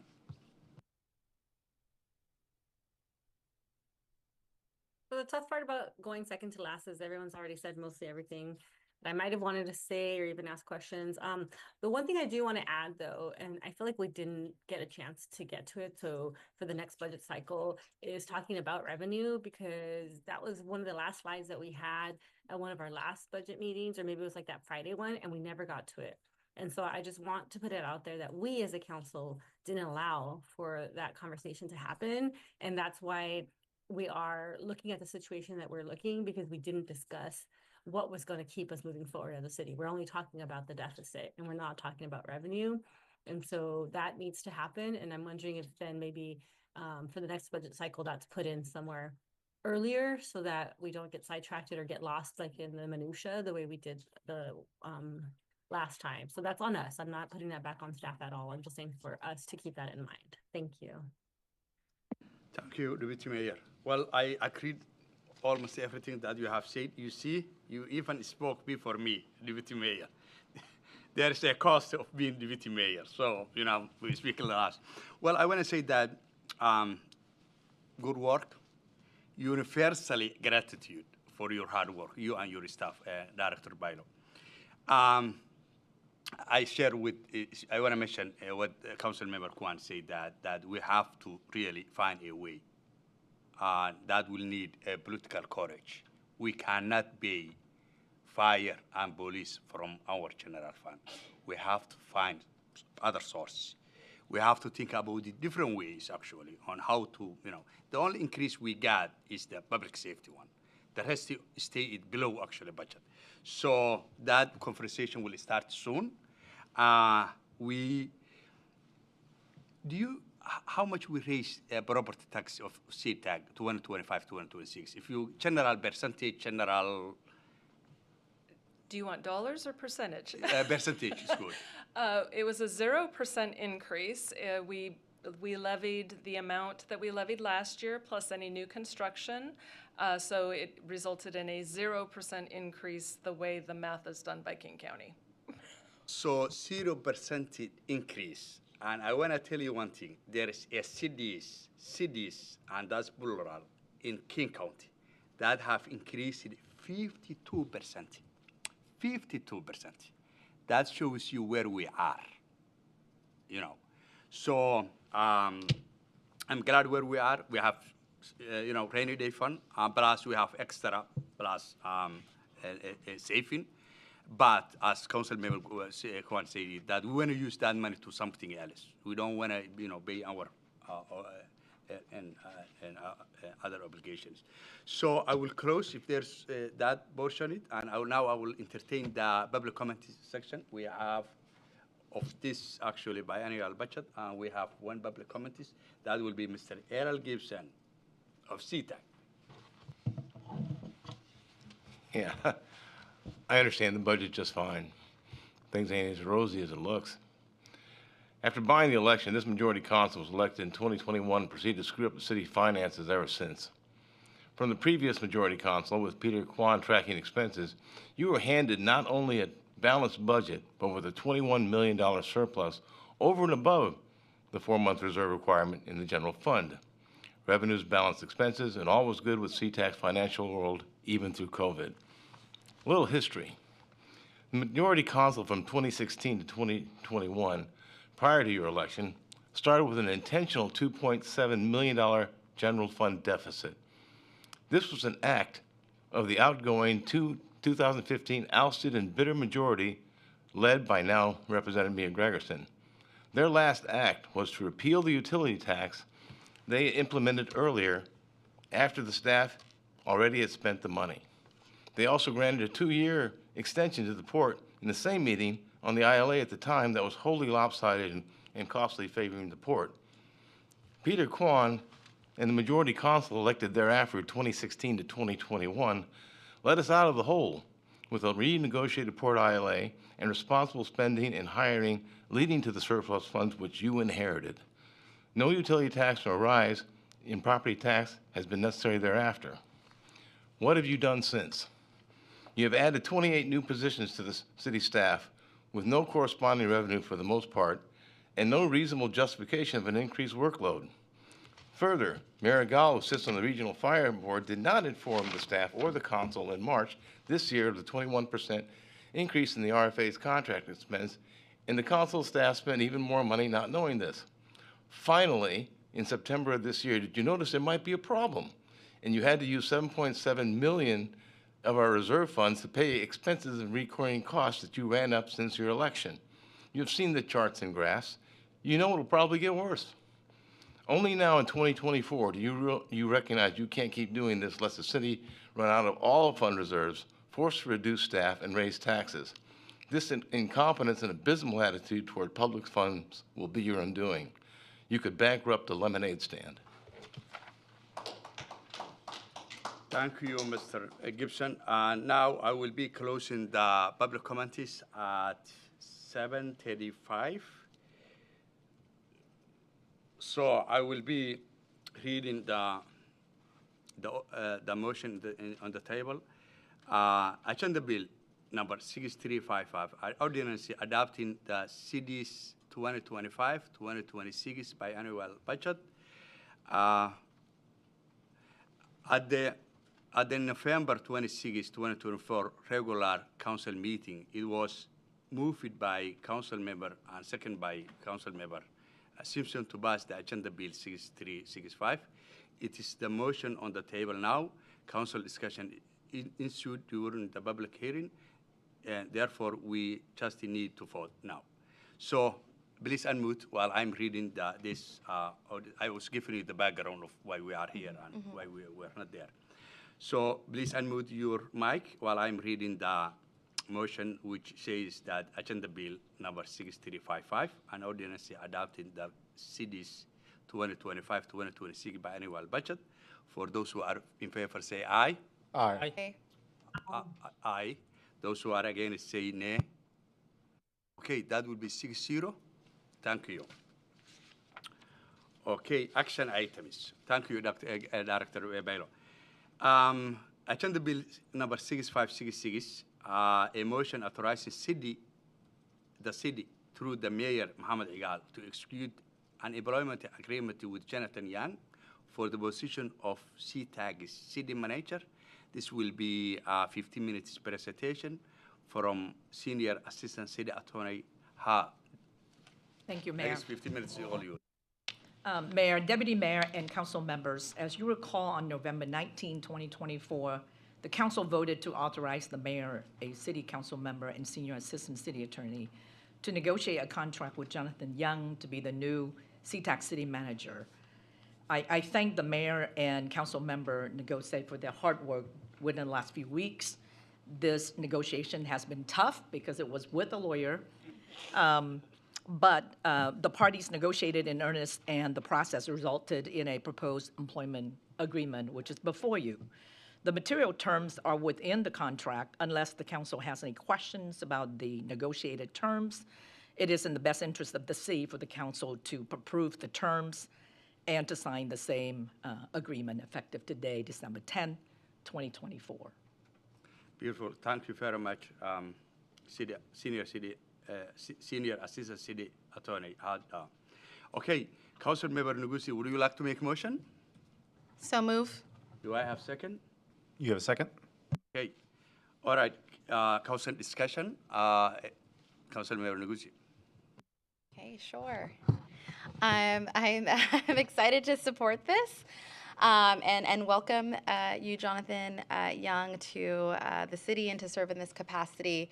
I will say, I was super impressed when we held our event in this room, and, you were up against a well-loved and respected director. And still, the resounding feedback from council members, staff, and community was, you have a difficult decision to make. You were well-liked by all parties. And so I'm just excited for you to come with your experience, expertise, and to contribute to the city of Sea-Tac. And so I look forward to working with you. It was kind of fun negotiating back and forth. That was tough. And so I'm happy we're going to have you on our side for some of these upcoming negotiations. And so welcome to the city of Sea-Tac, and I just look forward to your service here. Thank you. Councilmember Kwan. Thank you. So I have been following kind of indirectly the negotiation, and I have to say that I am impressed, and I hope that you will, once you're on our side, you'll be working on our behalf. So overall, I think it's we found a great candidate here, and has pretty good experience, a very good understanding of city roles and all of that stuff. Also has some insight into airport-related stuff. Although ours is a little bit different, but I think it will be there will be a lot of transferable knowledge involved here, and so I'm very happy that we're at this point. So. Thank you, Councilmember Lavelle. Yeah, Mr. Young, thank you for sticking with us for several months of interview processes. I also, listened to and was privy to a lot of feedback from folks about their interactions with you, and I think the respect you showed our community and the research you did on SeaTac before answering any questions was, an evident sign of, or was evident to me that you cared about fighting for this job. I wasn't part of the negotiations, but it sounds like you cared a lot about fighting for making sure it was an equitable salary for the kind of work that's going to happen. I know a relocation is a big deal. There's a really, really good food scene down here in South King County, so don't be sad about leaving the Portland area. We can outdo them in pretty much any of the areas. I see some nods from the back. No offense to Portland. I welcome Portland City Council to invite us down for an all-expenses-paid trip to test my theory if they so desire. No, I'm really excited about having you join the team. There's a way that I'm looking forward to you bringing some of your phrasing to our work. I think there's a really powerful way that you're using words, a few words to say a lot of things, not necessarily a strength of mine. So looking forward to voting in favor of approving the contract and having you start with us a little over a month. So thank you. All right, Councilmember Finson. Thank you, Mary Gall. Mr. Young, I'm going to be honest with you. You were not my first pick during this selection process. But that said, I am genuinely happy to have you join our team as the next city manager. I've heard great things about your leadership, and I believe you will bring fresh perspectives and valuable experience to help us achieve our city goals. I am looking forward to working with you and seeing the impact of your vision and, well, the council's vision and your dedication to our community. So congratulations and welcome aboard. Thank you. Thank you for your honesty, which is very rare actually in politics. And thank you, Councilman Vincent. Deputy Mayor Guzman. Yeah, Joe, yay. I appreciate that you said that. Yeah, welcome, Jonathan. I actually know Diana Perez from Vancouver, and she had a lot of great things to say about you, and she was super excited that we chose you. So I'm looking forward to you bringing your expertise and hopefully helping level up our small but mighty city. Thank you very much, Deputy Mayor. Well, actually, I was not in favor, actually, as Joe said it. But I know that you after I actually negotiated with you, I know you will make us, our city, a nice place to live. There's a lot of things to learn, actually. One of my hesitation was lack of city management experience, but you did it, other skills that you have. I was convinced by Councilmember Negusi, yeah. But I want to tell you that SeaTac is a beautiful city, and really, hopefully you will enjoy it, you will do it well, and we will support you, all of you. I will support you as much as I can, and welcome back. Welcome to city of SeaTac. Okay, if there's no any other comments, I'd like to, yes. Real quickly, I know you were not working in Portland. I just think the food scene down there. I know you were in Vancouver, in case anyone in the public thinks I wasn't paying attention during the interviews. I was paying attention during the interviews. I'll take an invitation to either city, from either city council. Thank you. Thank you very much for that correction. Yes, and so We can make people important and happier. Yeah. So I will, Council, please unmute while I'm reading the motion. Agenda Bill number 6566, a motion authorizing the city through the Mayor Mohammed Egal to execute an employment agreement with Jonathan Young for the position of the city manager. For those who are in favor, say aye. Aye. And aye. So it will be 6-0. Okay. Congratulations, sir.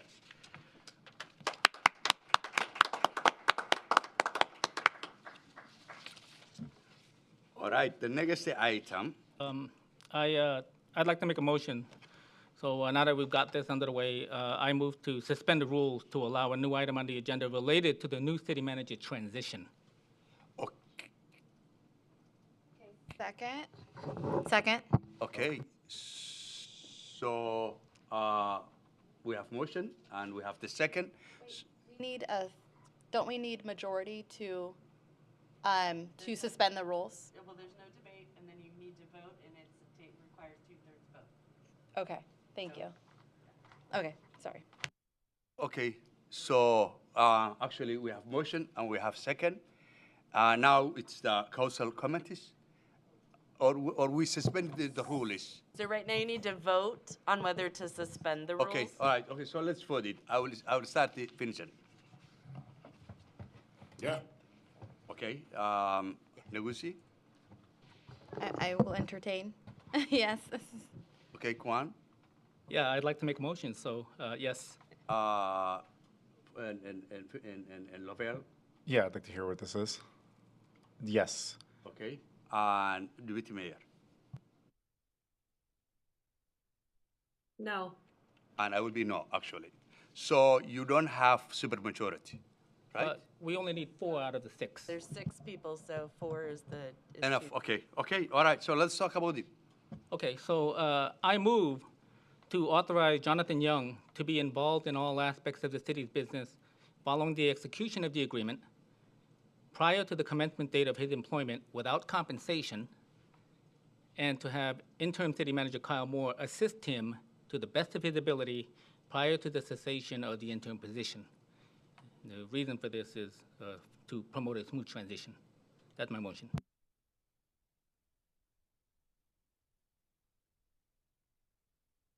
To discuss the item. We do need a second of this motion. Second, I can second that, sure. Or I just had a clarifying question. So we're asking Mr. Young to start the onboarding process without compensation. Is that correct? Is that what you're proposing, Councilmember Kwan? So we can move to. Did we have a? So yeah, let's get a second first, and then that conversation. so I'm happy to second Mr. Kwan's motion. Okay. So we have second. Now we have to vote that, right? Again, right? We're discussing Okay. before the vote. Are we discussing or? Okay. All right. Good. Okay, Ms. So may I give some background Yes. for your discussion? So in the contract under Section 15C, we have agreed for Mr. Young to immediate and continuing effect a clause on non-disclosure of confidential information and to allow him to immediately, upon the effective date, if he chooses to engage on the city's behalf prior to his starting date, which is according to the contract is the 16th of January. Mr. Young has agreed to work pro bono, basically, to allow him the opportunity to transition and have a solid head start.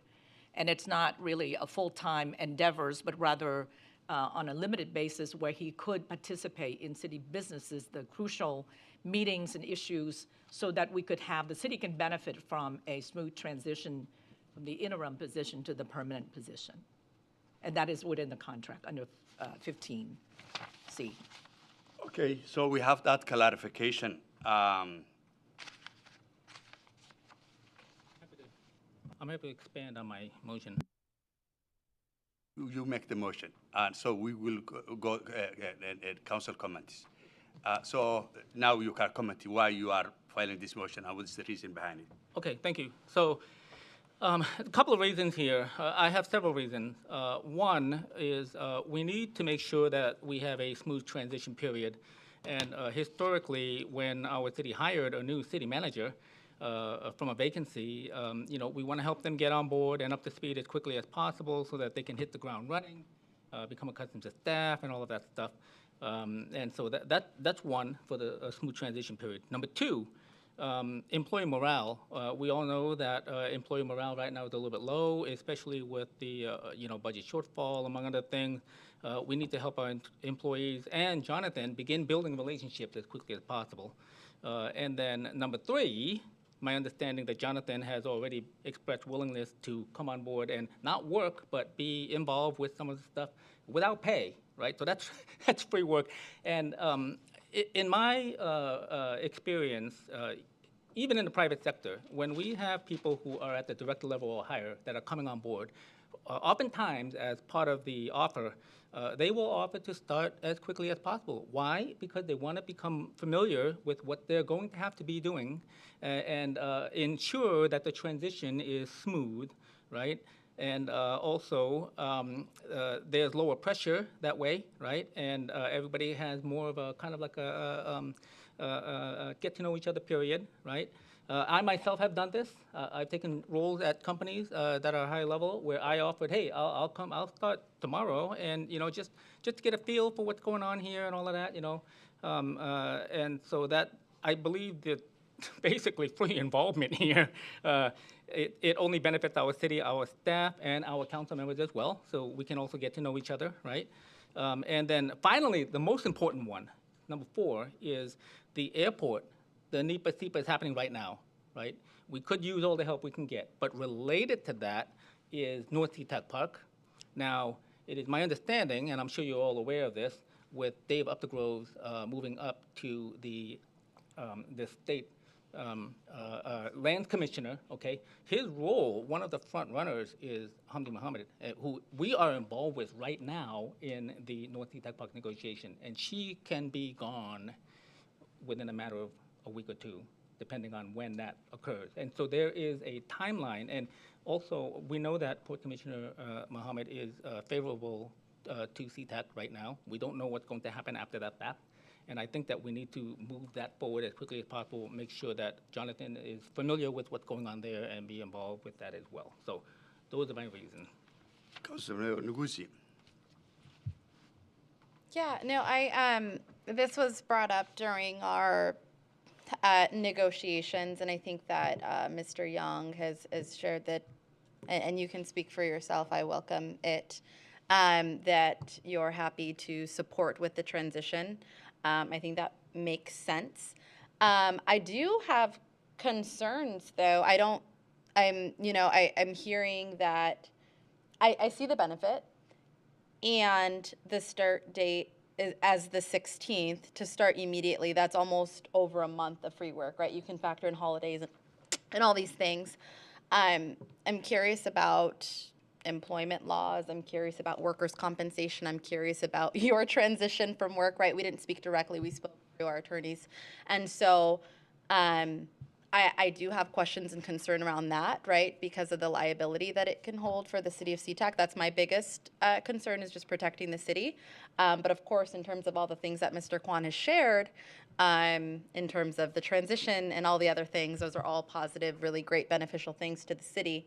But so I would like it if we are to move forward with that.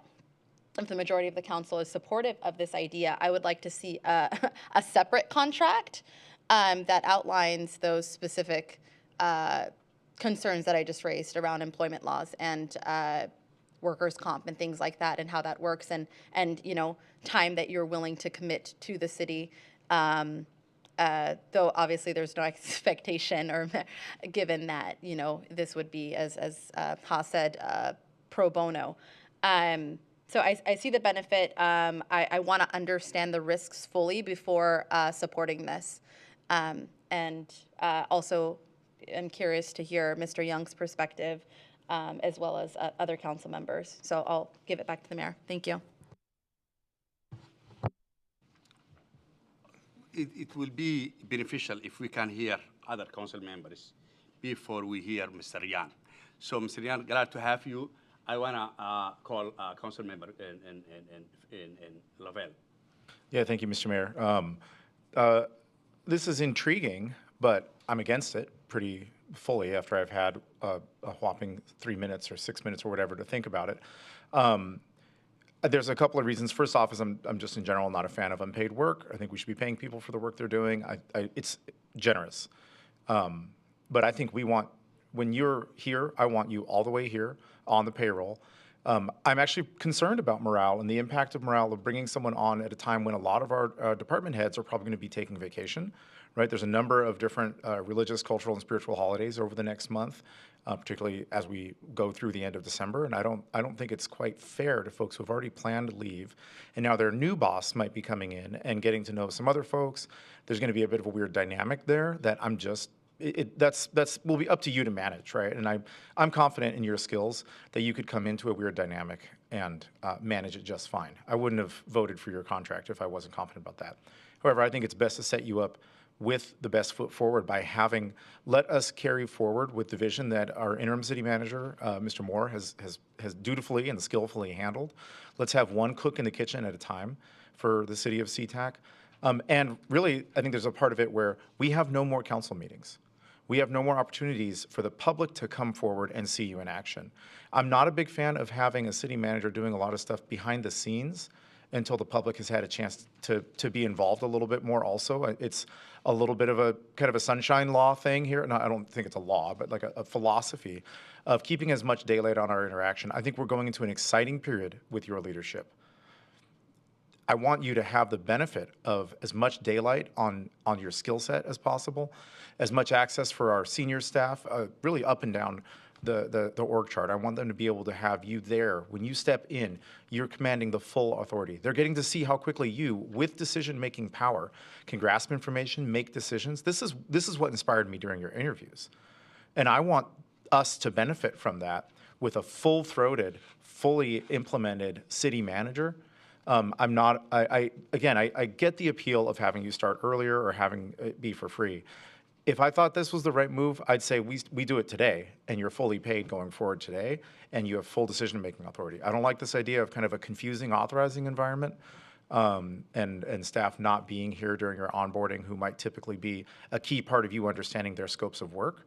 So I'm not as concerned where the majority of council is going to land on this one. I'm voting no on this, no matter how it lands. Hopefully, my logic is sound on this, and I'm happy to debate back and forth if that's what folks want to do about my logic here. But please, really, it's about you starting with a really strong authorizing environment. I think the way you put words together is going to inspire your department heads.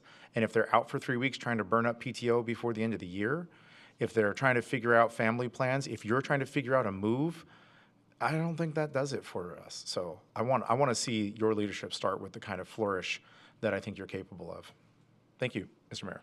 Thank you very much, Councilmember Lavelle. Councilmember Vincent. Thank you, Mayor. Yeah, this is interesting. I think if Mr. Young has agreed to start earlier pro bono, I fully support this motion, especially if it's covered in the contract. I think Mr. Young's willingness here to step into this role ahead of schedule without compensation speaks volumes about his dedication to our city and its success. I don't know who mentioned it earlier, but this is actually quite common at the executive level. You want to get in, you want to hit the ground running. But I wouldn't be opposed to potentially amending the contract here. And I don't know if that's done through another motion to have him start earlier. And then we could reduce the time that he is working pro bono. If the concern is, well, starting tomorrow through the 16th, pro bono, if that's a non-starter for most folks here, then let's amend that official pay date to January 2nd. That's where I'm leaning. I would love to hear from Mr. Young as well, but I'm happy to support this. Yes, as the previous speaker mentioned, yes, there may be some key staff taking time off, but the city isn't closed. I believe the city's closed on December 25th and January 1st. We still have a city to operate. We still have a city to run. There was a point about North SeaTac Park, which is something I'm very passionate about. and that potential of losing a supporter from the Port Commission, that does cause some concern for me. So I don't want to wait on this if we don't have to, if that will help us, secure those goals there. So I will pass it back to you, Mr. Mayor. Thank you, Councilmember Pearson. Deputy Mayor Guzman. So I couldn't have said it better than Councilmember Lovell. I have a few concerns as well, and I understand at the executive level this is common. So thank you for reiterating that, Councilmember Vincent. I think for me there is just like it just doesn't quite make sense at this point to do that. I think I do get the onboarding, I understand that, but it does kind of cause confusion for me that if this person is working pro bono, but then they have authority, like that doesn't make sense, right? It's an either or, right? Like we pay him or we don't, and he starts later. I don't want to not pay, and I want him to be fully on. So I'm not for this proposal in particular. Councilmember Negusi. Sorry, Mayor. Somebody mentioned this being included as part of the contract. So I think the section that you're referring to, is the non-compete or the confidentiality clause. Is that correct? It does have the language that in the event that he starts earlier than It does have the language that if he were to start earlier than the commencement date, which is January 16, that clause would cover the confidentiality would apply, which means that if he participates in city business, he will safeguard that information during the period that he's not within the commencement period. Right. Okay. Does that make sense? It's not explicit, but it is in there. So it's specific to that. It's not, I'm trying to understand because I like to err on the side of caution, and I've seen employment claims come through. How does that work if you get injured while working on behalf of the city? And I'm sorry, I'm going to have to be frank. You're an attorney, right? And so by nature, right? And so I understand that you're going to be representing and working for us. Commencement date, January 16th, as it's currently written in the contract that we negotiated and agreed upon. And so I'm wondering about those things, right? I'm also wondering when is the last day that you're on the City of Vancouver's payroll.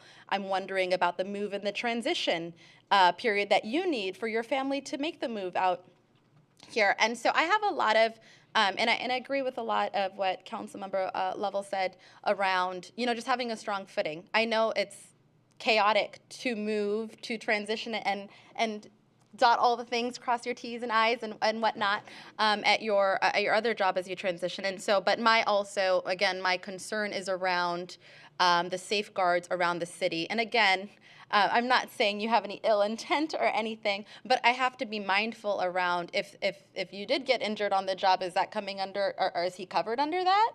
Because he's doing work before the January 16th start date? Those are the questions that come to my mind. And just in general, like fair employment practice things that come to my mind. That's what bubbles up. And sorry, the mayor has not spoken yet, so thank you for giving me a second. Thank you very much, Councilman Negusi. This was not part of the agenda, and it's actually motion suspension of the rules, and it take time. So we all have to speak and ask questions, and Senator Young will take those questions. And when I speak, and then if there's no any other comments, he will speak, and then we will close and move on. Okay, so this is the greatest political stand. Basically, I and Council Member Negusi were negotiating through our city attorney, senior city attorney with Mr. Young. We were talking about everything, compensation, all of those, car allowance, all of those things, million other things. One of those things we were discussing or negotiating was actually the day of his start. It was Mr. Young proposed on the 16th, moving from another city, another county to King County. I was fine with that. Someone somehow brought it on the 2nd. I say no. I say 21st after MLK Day, Then we negotiated with him back, and we settled on the 16th. And the last minute in the council meeting, that someone bring the motion, and that's not right. And I will vote, when I say that's not right, I'm responsible, my fault, and I'm not going to vote for that. So now in all of those questions, Mr. Young, it's all yours. Thank you, Mayor, and thank you, City Council. And I want to thank, our Assistant City Attorney for paving the way for this possibility. I think there's a practical reality to transitioning. One is that until 20 minutes ago, I was not prepared to give notice to the City of Vancouver that I would be transitioning out of my law practice. And so as of tonight, I will be winding down my service as City Attorney, and that will take some time. The date that we've landed on of January 16th is a reasonable time because the City Council of Vancouver has been informed and is aware that this was a very distinct possibility. With that said, whatever the council decides, there will be time and attention that I will be paying to getting up to speed on the many issues that are before you. We heard from the presentation on your outgoing city attorney, there's 33 years of experience your city attorney is walking out with, and she will be somebody that I will absolutely be reaching out to start building my own knowledge and understanding of the key issues that you are facing as a city, we are facing as a city. The clause that was put into the contract is really, in my mind, it turns on one thing, is I will be researching, I will be thinking, I will be preparing the work plans that need to be presented over the year ahead. Really the only question is, do you want me to have access to confidential information in advance of my start date? And whatever you decide on that is your decision, absolutely. From an employment law standpoint, I will defer to your Assistant City Attorney, but I would tell you that our contract start date is January 16th, and I will not be engaged in the full scope of duties of City Manager until that day. And from an authority standpoint, you have an interim City Manager who is making the day-to-day decisions, and it is both ill-advised and it would be improper of me to come in and muddy those waters of the decision-making authority that your interim city manager has.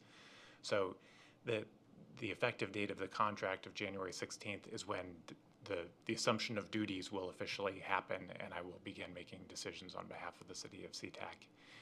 In the interim, I will be working to get up to speed, and I will be reading, and I will be talking to community members and small business owners and doing all of the legwork I can to make sure that I'm ready to hit the ground running. But that doesn't necessarily need to come in the form of a formal adoption of this. It can at the will of council. And so ultimately, I leave to your discretion what you choose to do with the motion, but my commitment is between now and my start date, I will absolutely be reading everything I possibly can, making all the plans that I possibly can to make sure that together I am prepared to ask the right questions and assist in carrying out your vision in 2025. Thank you, Mr. Young. We will close that, and we will take a vote, right, for the motion filed by Peter Kwan. So let's proceed with the motion. We are behind almost 45 minutes from our schedule. So let's take a vote. Every person comments and ask questions. So all of you want to comment about it? Okay, good. So I will start with Mr. Vincent because he raised his first hand. Mr. Vincent. Thank you, Mayor Gall. I had raised my hand for a different purpose. Hearing from Mr. Young, it sounds that he is willing to start early at the council's discretion here. I still support the motion if that's what the council wants to do. I see the benefit of it. I hear the concerns from my colleagues as well. I just want to position the city of SeaTac for success during this transitional period. North SeaTac Park is still on my mind. I want to move on that quickly. We have an attorney here with plenty of years of experience. We also had a tenured attorney who's walking out the door as well. So I still support this motion, Mr. Mayor, and I'll pass it back to you. Councilmember Lavelle. Yeah, thank you. I'll add a little bit more clarification to my comments earlier. I agree we do have a city to operate and that we can't pause. But we also have a very qualified interim city manager who has done a fine job leading our city. He was also our political lead for years at the city of SeaTac. So I'm not so concerned about potential appointments with King County Councilmember Dave Upthegrove's impending ascension, transition, parallel move, whatever you might call it, over to Commissioner of Public Lands, and then the replacement potential for Commissioner Mohammed.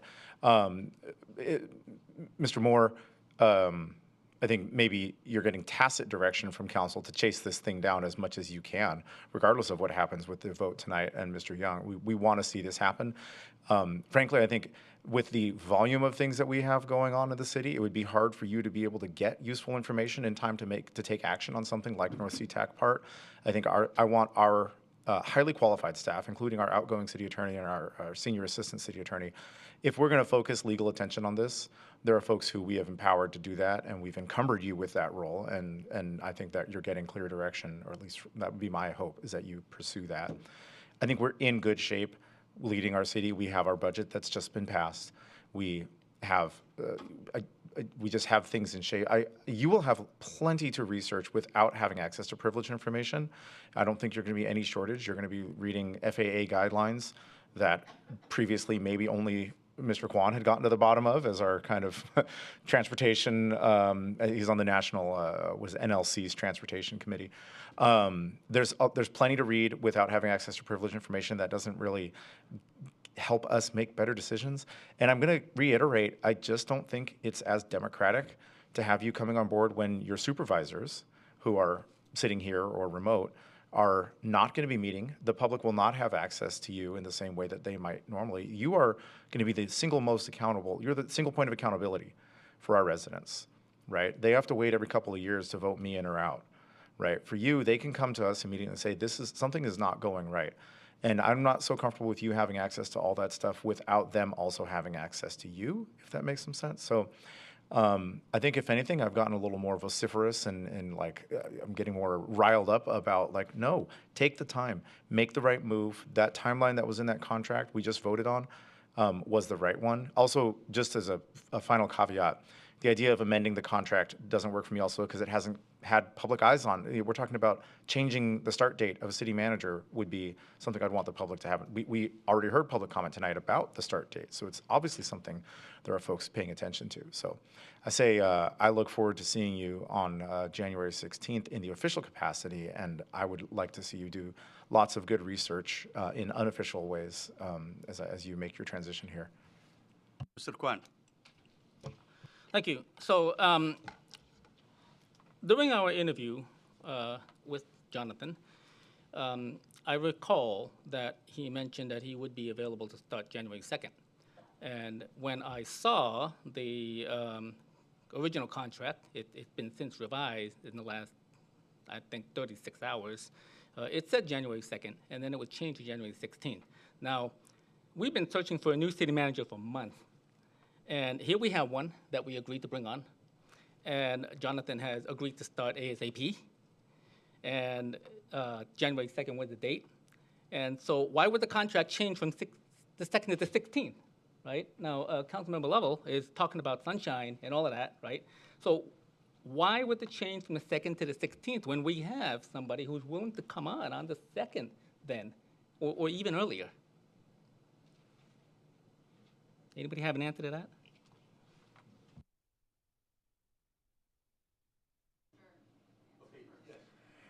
I'm happy to answer from my perspective, at least, Councilmember. One is that the start date among all the other terms was one of a series of movable ingredients to a successful contract that was very hard negotiated by your team.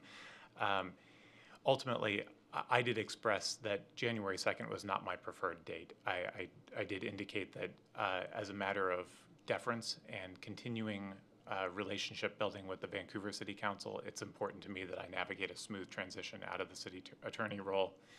I also heard from the SeaTac side of the negotiating team that sooner is good, and we want somebody to hit the ground running and be prepared to take offices expeditiously. With that said, with that back and forth, there was also a recognition of the fact that in the new year, much like I've indicated, I will absolutely be reading voracious amounts of material related to the FAA, the North SeaTac Park. There's a lot that's going to keep me busy between now and January 16th. And so when the date of January 16th was ultimately landed on as this agreement, it felt like a middle ground that would allow me to do a lot of prep work and come in well prepared to hit the ground running. Okay, thanks. Just wanted to reiterate that at the executive level, this is a common thing, bringing people on earlier, and oftentimes good executives will offer that, and which Jonathan has graciously offered. And so I don't see why we would not want to take advantage of this. Thank you, sir. Thanks. Mr. Kwan, Nguzi, Councilman Nguzi. Thank you. And thank you, Jonathan, for clarifying that around the start date. I think it ultimately ended up being compromise of what the city council and the incoming city manager wanted. So I raised my concerns already, so I will not support this motion. I'm happy to make a motion to, if you all want to entertain, given what Mr. Young has shared, and if it really is specifically around having access to relevant information, including those that are confidential, I'm happy to move to amend a motion to allow for that, so that you can have a successful transition and you have access to all the information that you need, including budget documents, whatever is necessary. Specific language that I was not supporting is around the pro bono work and all that, but I'm happy to give you access to information if the council would like to support and entertain that motion. Mr. Kwan, please. I'll Hold on. No. You Second speak motion your to me. time, okay? You speak your time, okay? You finish, Councilman Nguzi? Okay. Yes, so I'm making I move to amend the original motion to provide incoming city manager Jonathan Young with access to all relevant information, documents, resources that are needed to support a successful transition into your new role. Okay, I do I second have that. second? Okay, you second it, Mr. Kwan? All right, so let's actually take a vote of that, okay? All right, for those who are in favor. What's that? It's, we don't have, or we can Yes, proceed. discuss it now, or you can proceed if Yes, there's no so comment. let's, it takes more time I was expecting this. So let's proceed voting it. For those who are favor in the motion, amending the contract, allowing council, incoming city manager to have access to confidential information through the confidential information. For those who are in favor, say aye. Aye. Aye. Aye. Can I make a clarifying question here? Yes, please. Looking at the original motion, so the amendment is actually to strike quite a bit of it. Is that, it, actually, I'm looking at it and it kind of looks like almost a whole new motion. So that's what I'm trying to figure out. I wonder why we are doing this. I mean, why motion to another motion to another motion to another motion? Something very simple, that we negotiate a contract with city manager. He said he will be available on the 16th. Someone somehow, somewhere asking him to come a little bit early for no known reason from the council members. I, as a mayor, which doesn't have that much power, actually asking him to come on the after MLK, but we brought another motion actually asking him to come earlier without actually having conversation. So I want to strike actually the motion filed by Mr. Kwan, and let's take that. Point of order, you cannot do that. Correct. Only the maker of the motion can actually withdraw that based on your. Okay, procedure. so do you want to withdraw it? Because you don't have the support of the No, council. I would not withdraw. Thanks. Okay, so do you want to proceed voting that, taking vote of that? So in my thought is based on this, it's not necessarily an amendment, but that it would be a second motion. Okay, so, So I think that you need to vote on the first one okay, and then entertain the second one. beautiful, thank you. So what was your motion so we can take vote, Mr. Kwan? My original motion was to authorize Jonathan Young to be involved in all aspects of the city's business following the execution of the employment agreement prior to the commencement date of his employment without compensation, and to have interim city manager Kyle Moore assist him in the best of his ability prior to cessation of the interim position. For those who are in favor of that motion, say aye. Aye. Aye. For those who are against, say nay. Nay.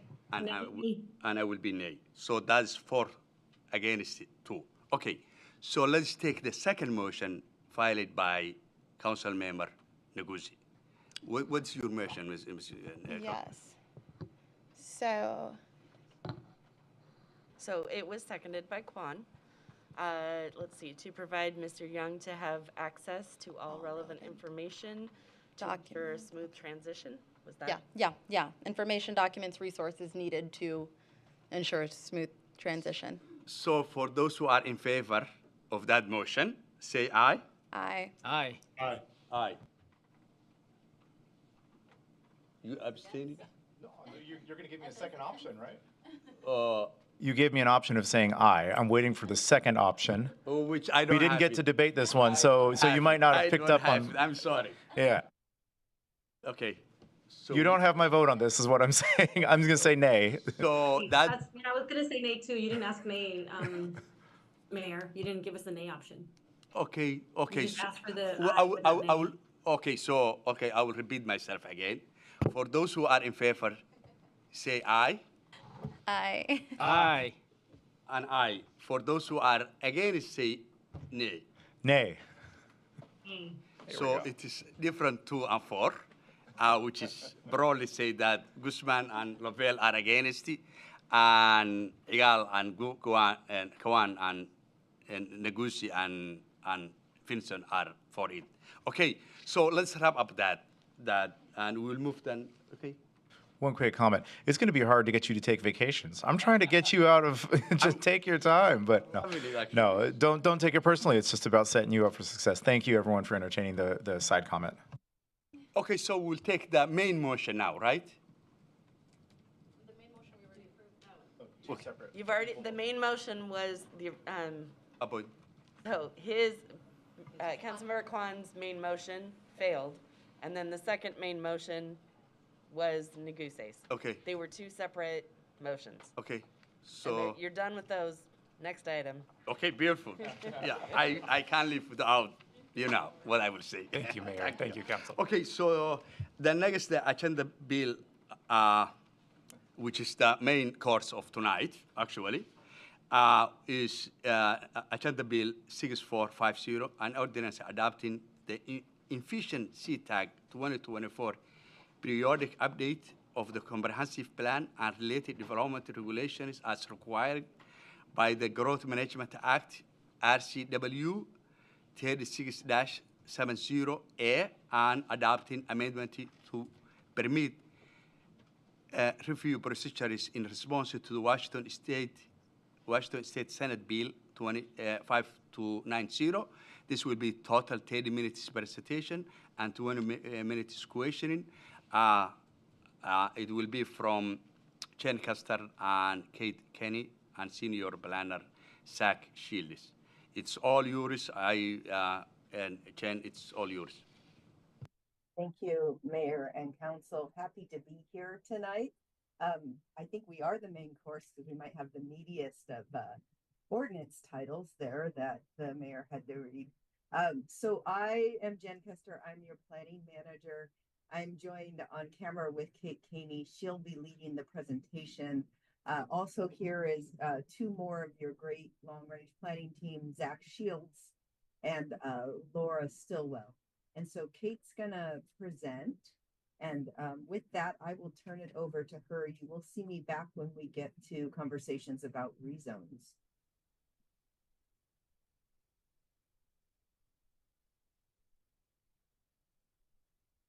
Thank you very much, Jen. So we are very happy to be here tonight after almost 2 years of work to provide you with an overview of the Envision Sea-Tac 2044 final draft of proposals. In addition to giving you this high-level overview, we will be here to request that Council acts tonight to ensure the adoption of the city's major periodic update by December 31st, which is in accordance with state law. So why is this an important issue? Well, the Envision final draft of proposals are the outcome, as I said, of almost 2 years of technical analysis and significant community input. The proposals represent the community's vision for how the city should grow and how the city should invest in its neighborhoods over the next 20 years. As I mentioned, the state law, the RCWs on the screen, requires cities in King County to adopt the comprehensive plans through this periodic review process on or before the end of 2024. As you can see from this slide, we just want to reiterate that council action is requested as part of that Growth Management Act, and that we have gone through a very significant set of reviews, 7 reviews of PED, council study session on November 26th, and Planning Commission was briefed and had work sessions 22 times in addition to participation in a variety of community engagement events. As you know, the periodic update of the comprehensive plan and its development regulations is required by the state GMA every 10 years.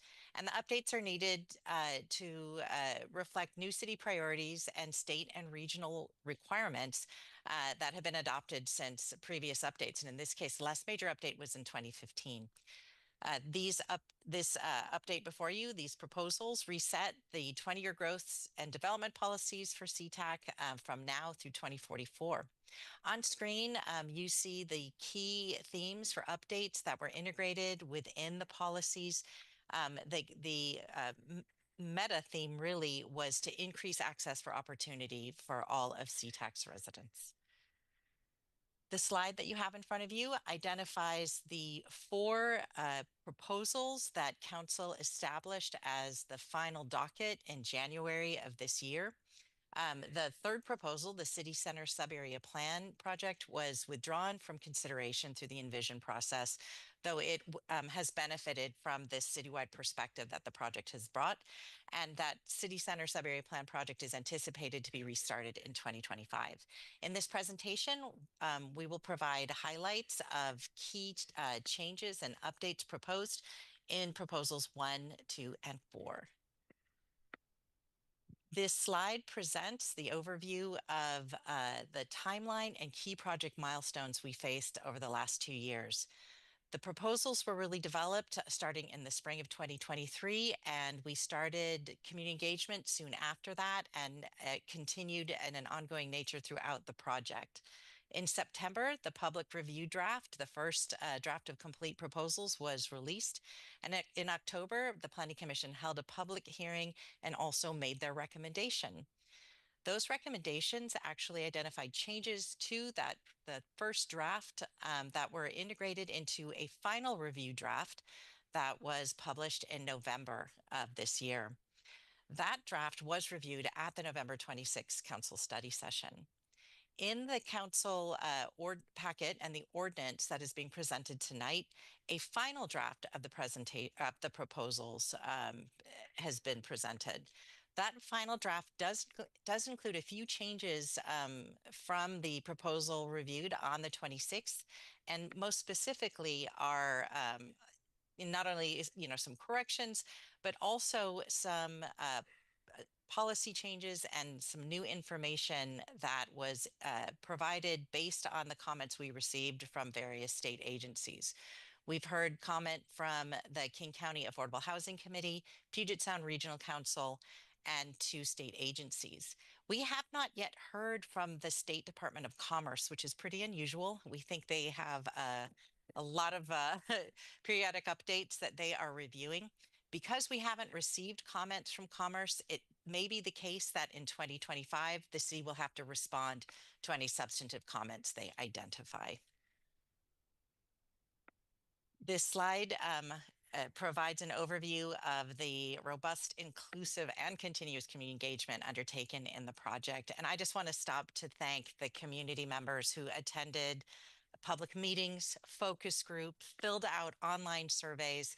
It was such a pleasure to be able to go out into community on an ongoing basis to really understand the priorities of people from different age groups, different ethnic backgrounds, different geographies in the city.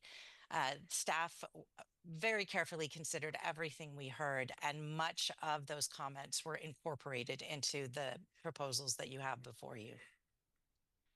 So now I want to turn to the overview of the 3 docket proposals, starting with key updates to the comprehensive plan and the codes. So on this slide, you can see that there are 22 chapters in the comprehensive plan, and that 21 of those were updated through this process.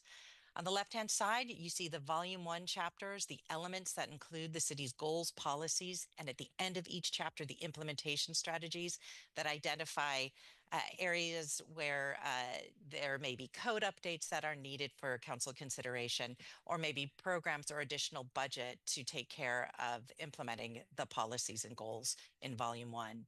Volume 2 includes the background reports that have supportive data that support each of the chapters or elements in Volume 1. Of note is that the Transportation Master Plan serves as a background report for the Chapter 7 transportation element. The TMP is a separate docket item, and we'll highlight the key changes in that document shortly. Also want to mention that the PROS plan serves as a background report for the Chapter 8 Parks, Recreation, and Open Space element. The PROS plan is the only chapter that was not updated. An update is anticipated to begin an update process in 2025 on the PROS plan. So I have a couple of slides that highlight some of the biggest changes in the policies in the comprehensive plan. The first is that the city vision statement was updated, as well as the citywide growth strategy. And those 2 things are illustrated in the map you see to the right of the screen. So what the map shows is really this idea, this first pillar of the growth strategy, that future growth will be concentrated in centers. You can see in the dark black line here, the urban center boundary, that's our designated regional growth center from Puget Sound. That is where most of the growth will come. And we will continue to work on the policies to focus that growth into the Lavender sub areas, the urban villages, the South 154 Station Village, the City Center Urban Village, and the Angle Lake Urban Village. Those urban villages have sub area plans now. The comprehensive plan policies really add to those goals and policies that will help shape the highest density living and working opportunities, where when we grow, we bring in great infrastructure, services to create walkable, vibrant, live, work, play communities. An addition and a new part of the citywide growth strategy is to really look at adding neighborhood villages, focusing new growth to serve that pink area to the right. Those are our primarily residential communities. Currently, these 4 areas have zoning that would allow for different housing types, different types of services, but most of them don't really serve the adjacent neighborhoods. Some of them really have kind of regional audiences. So the citywide growth strategy update is to really create villages that support new housing and service opportunities within the villages, but also serve the adjacent neighbors. Another new part of the growth strategies is to allow corner store development in areas that are out of walking distance of these new neighborhood villages or the urban villages, and that's something we'll start working on in the next year. Lastly, the last type of center is the flex warehouse industrial area. You see these hatched areas. There are 3 that are around the airport, and these are locations that promote light industrial jobs and business opportunities. So along with that new growth, the second pillar of the growth strategy update is really to ensure that there is complete neighborhood infrastructure and services to support all the growth that comes in.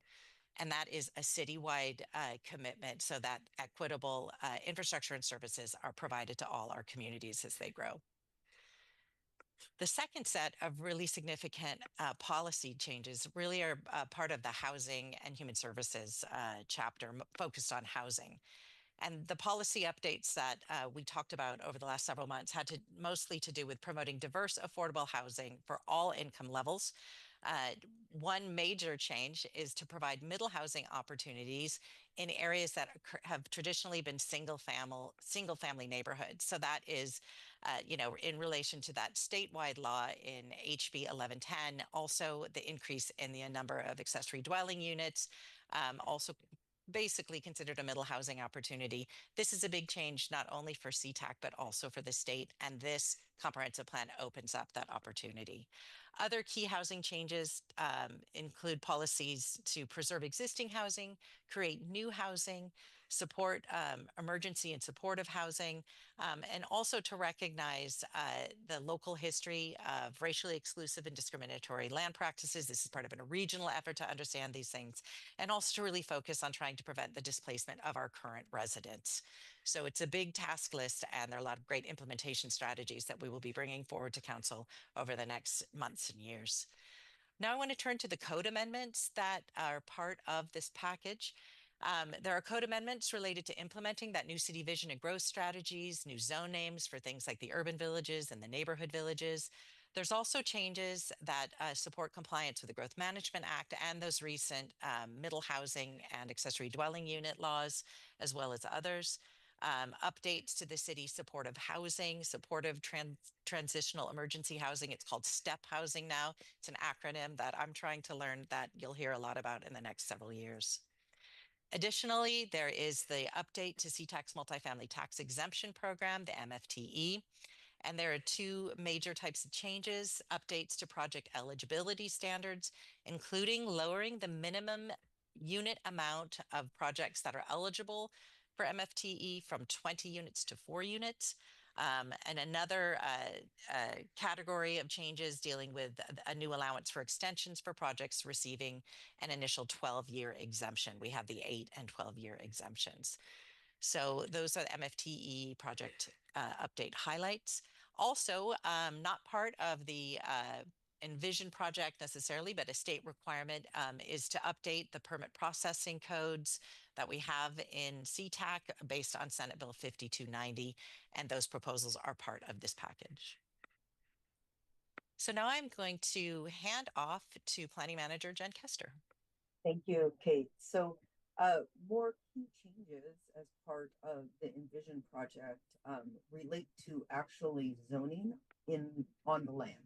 So Kate described zoning might be called zoning code or regulation amendment. So this is actually zoning of the land. And so there's two major things that occurred is in some cases we had parcels that didn't match existing land use designations. A case in point is down south where we have the RBX land use designation, which is a regional business mix, but the zoning was still urban low, so single family zoning.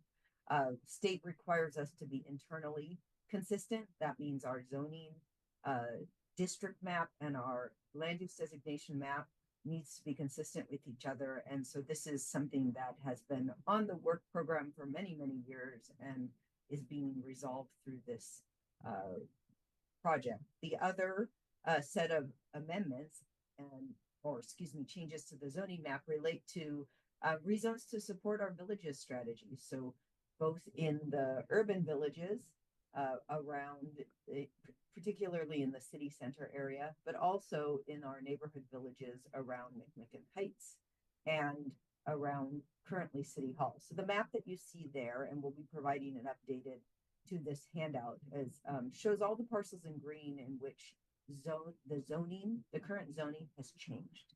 And then one topic that was discussed quite a bit at the study session on the 26th was related to the Bow Lake Manufactured Home Park. And so the proposal by the Planning Commission and supported by the city staff is to rezone the Bow Lake Manufactured Home Park to Manufactured Home Park Zone, a zone that has existed in our code for quite a bit of time. And it supports Housing Goal 5.6, which is to support the continued maintenance of our existing manufactured home parks.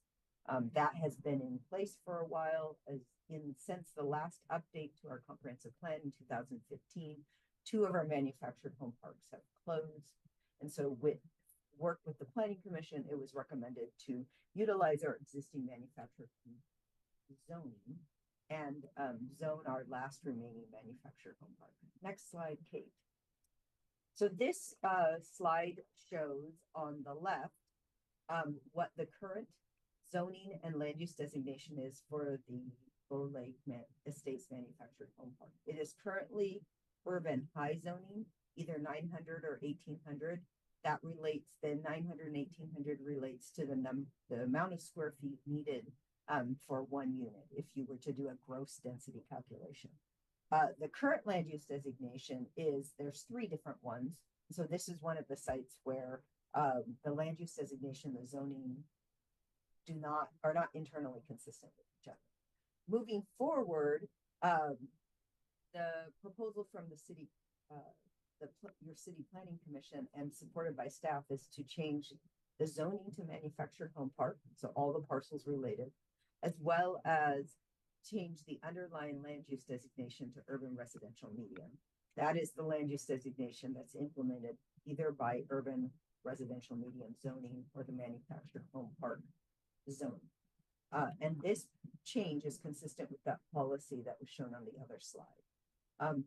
The representatives of the property owner have been providing public comment, both to the Planning Commission and the City Council, including tonight.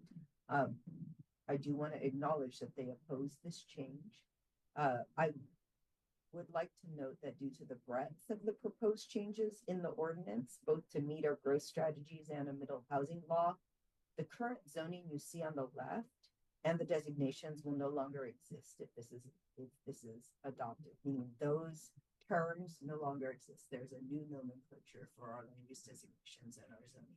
And therefore, the City Council must make a change to the zoning and designation for this site via the ordinance, regardless of the outcome. And also you should know that next year, as we will restart and we will complete, or at least your staff will work to complete, the city center sub-area plan, which this site's located within. So through that process, staff will engage the community, property owner, the residents, regardless of tonight's outcome as well.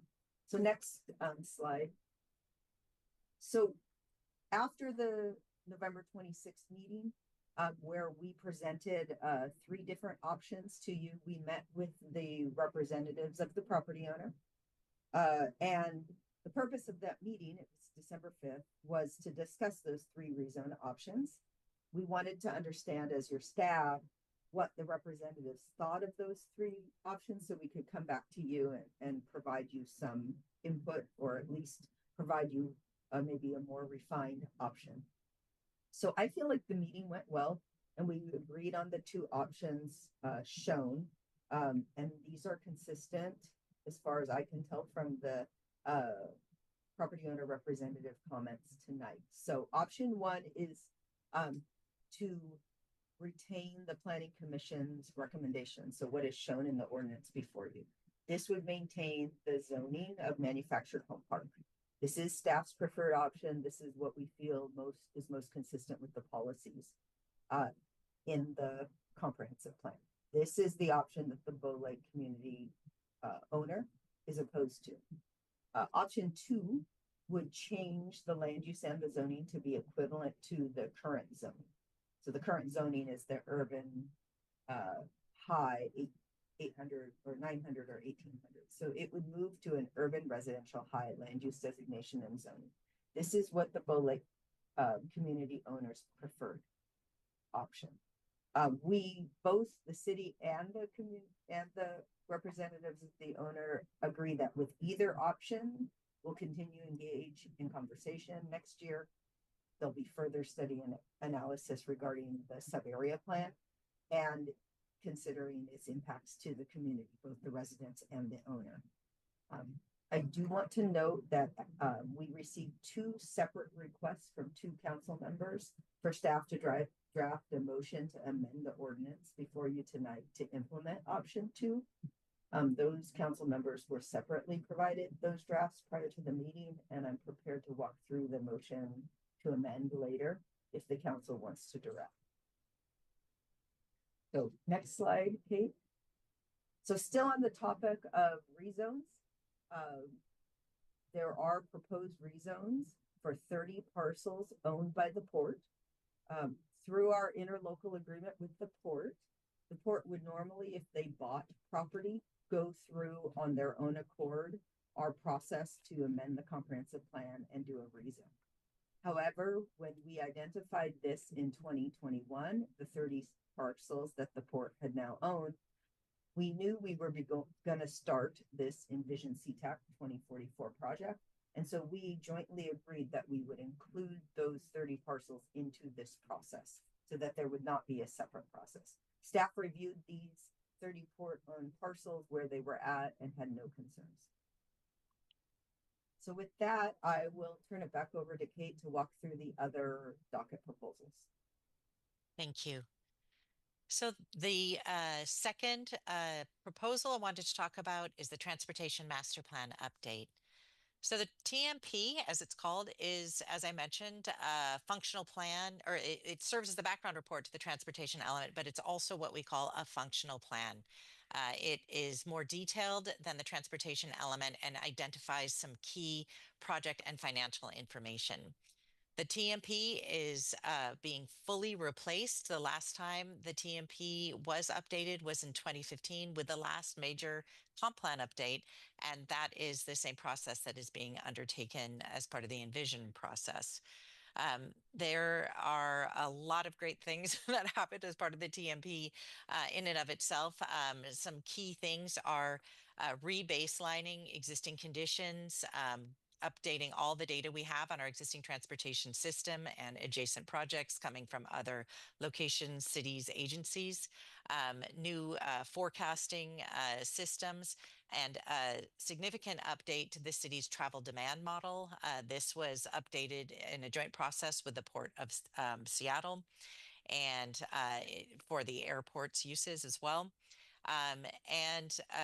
Some other key things that were part of this whole process were updates that support the new growth strategy, new connectivity policies, updates to pedestrian facilities system plans and maps, and also identification of projects that will implement city transportation policies as well as the growth strategies that I reviewed. The financial plan also is provided that provides background information about the projects, as well as a new set of criteria for how those projects might be selected in terms of their placement on the Transportation Improvement Program, the TIP, that Council adopts yearly to identify new projects. So a really thorough replacement of the city's older Transportation Master Plan. So the last proposal I wanted to talk about was the amendment proposed by the public. The Jordan family submitted a proposal.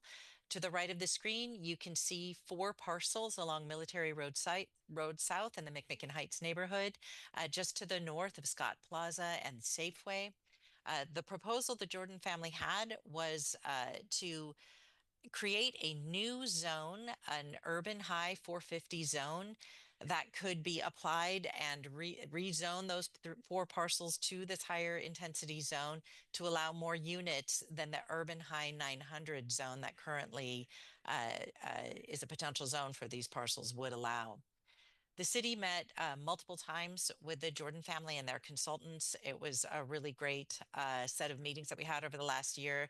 They were really helpful in providing information from a project level of what pencils and what doesn't for the type of product that they were looking to create in those areas in terms of multifamily development. But as we moved through the Envision process, the staff came up with a recommended change to what the Jordan family originally proposed. The change was to not create a new urban high 450 zone, but instead change the land use designation and zoning of those 4 parcels to the neighborhood village high zone in order to support the creation of the new McMicken Heights neighborhood village that's been identified in the citywide growth strategy. This is something we shared with the Jordan family, and that zone would allow multifamily projects of around 6 stories and also require a component of mixed use ground floor activity to activate the street. So with that, I'm going to go ahead and hand over the presentation to Jen. Thank you, Kate. So that ends the meat of the presentation. Our request tonight is that to ensure compliance with the Growth Management Act, that the city adopt the Envision SeaTac 2044 ordinance. You can either adopt it as is, or you can amend the ordinance prior to adoption. I've listed the meetings that we've done already. And Kate, can you move to the next slide? Because we know it is a mouthful. This is what the main motion would be for adopting this based on the agenda bill. And we thought it would be better to just show that to you. So with that, thank you for having us here. We're hopeful we can answer any questions that you have. Thank you, Jen, Kate, and Mr. Shield. Okay, Council Member Lavelle, do I have motion to accept it? Agenda Bill 6450, or do you have motion to amend it, actually? Yeah, Mr. Mayor, I have a motion to amend. Yeah, can we actually get the original motion first, please? What's that? We need the original motion made and seconded before an amendment. So I move that we adopt AB 6544, an ordinance adopting the Envision SeaTac 2044 periodic update of the comprehensive plan and related development regulations as required by the Growth Management at RCW 36.70A, and adopting amendments to permit review procedures in response to Washington Senate Bill 5290. Okay, let's make life a little easier. Yes, yeah, we are not in. Oh, first off, the agenda bill number on the slide is actually incorrect. It is I retract my motion to adopt AB 6450. And if you just a motion to pass Agenda Bill 6450, we'd be great. I move to pass Agenda Bill 6450. Second. Okay, we have second. All right. So let's discuss. Okay, Council Member Lavelle. Thank you. Well, first, overall, just an overwhelming appreciation, Jen, Kate, the Planning Commission, the hundreds of people who have contributed to this plan. There's, I have, as the chair of the Planning and Economic Development Committee meeting, I've gotten to chair the process that looks at this over the last year, and it's been, I thought I knew a little bit about housing and zoning and transportation, but I know much more now, and I think more than that, I know how much I don't yet know. I think there's a reason why it takes a team to put together something like this, and why it takes so many dedicated hours of our community on the Planning Commission, our community volunteers.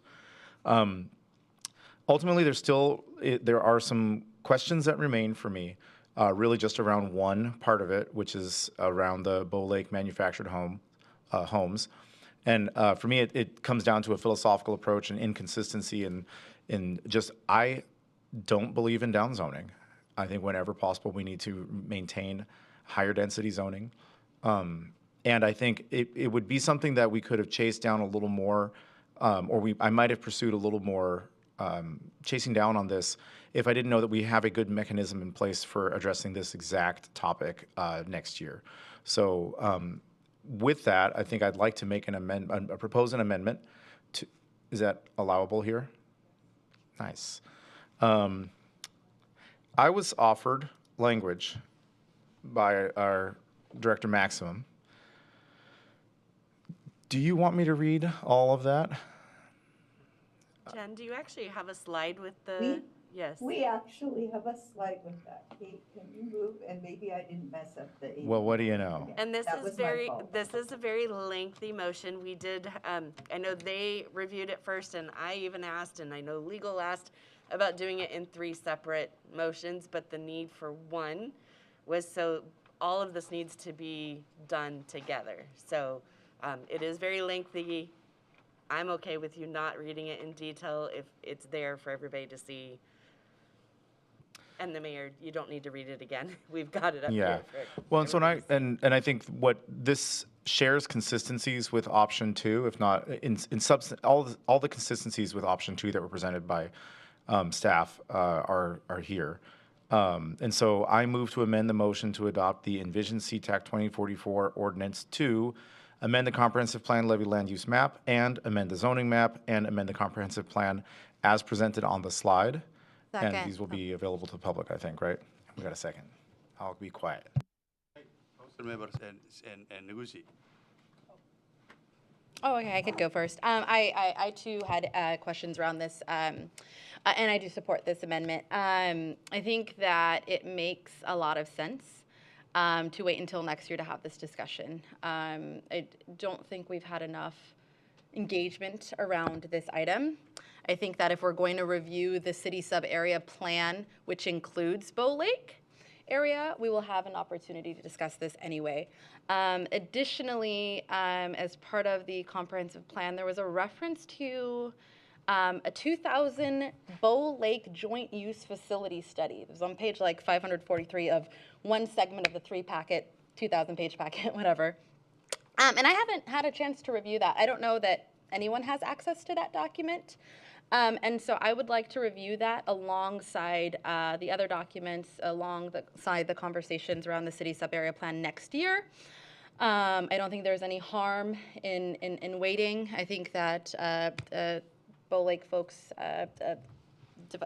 you all have communicated a number of times that they will not be, they have no plans to develop or sell at this time. Of course, they're not tied to that, but I think that there is no risk in waiting until 2025.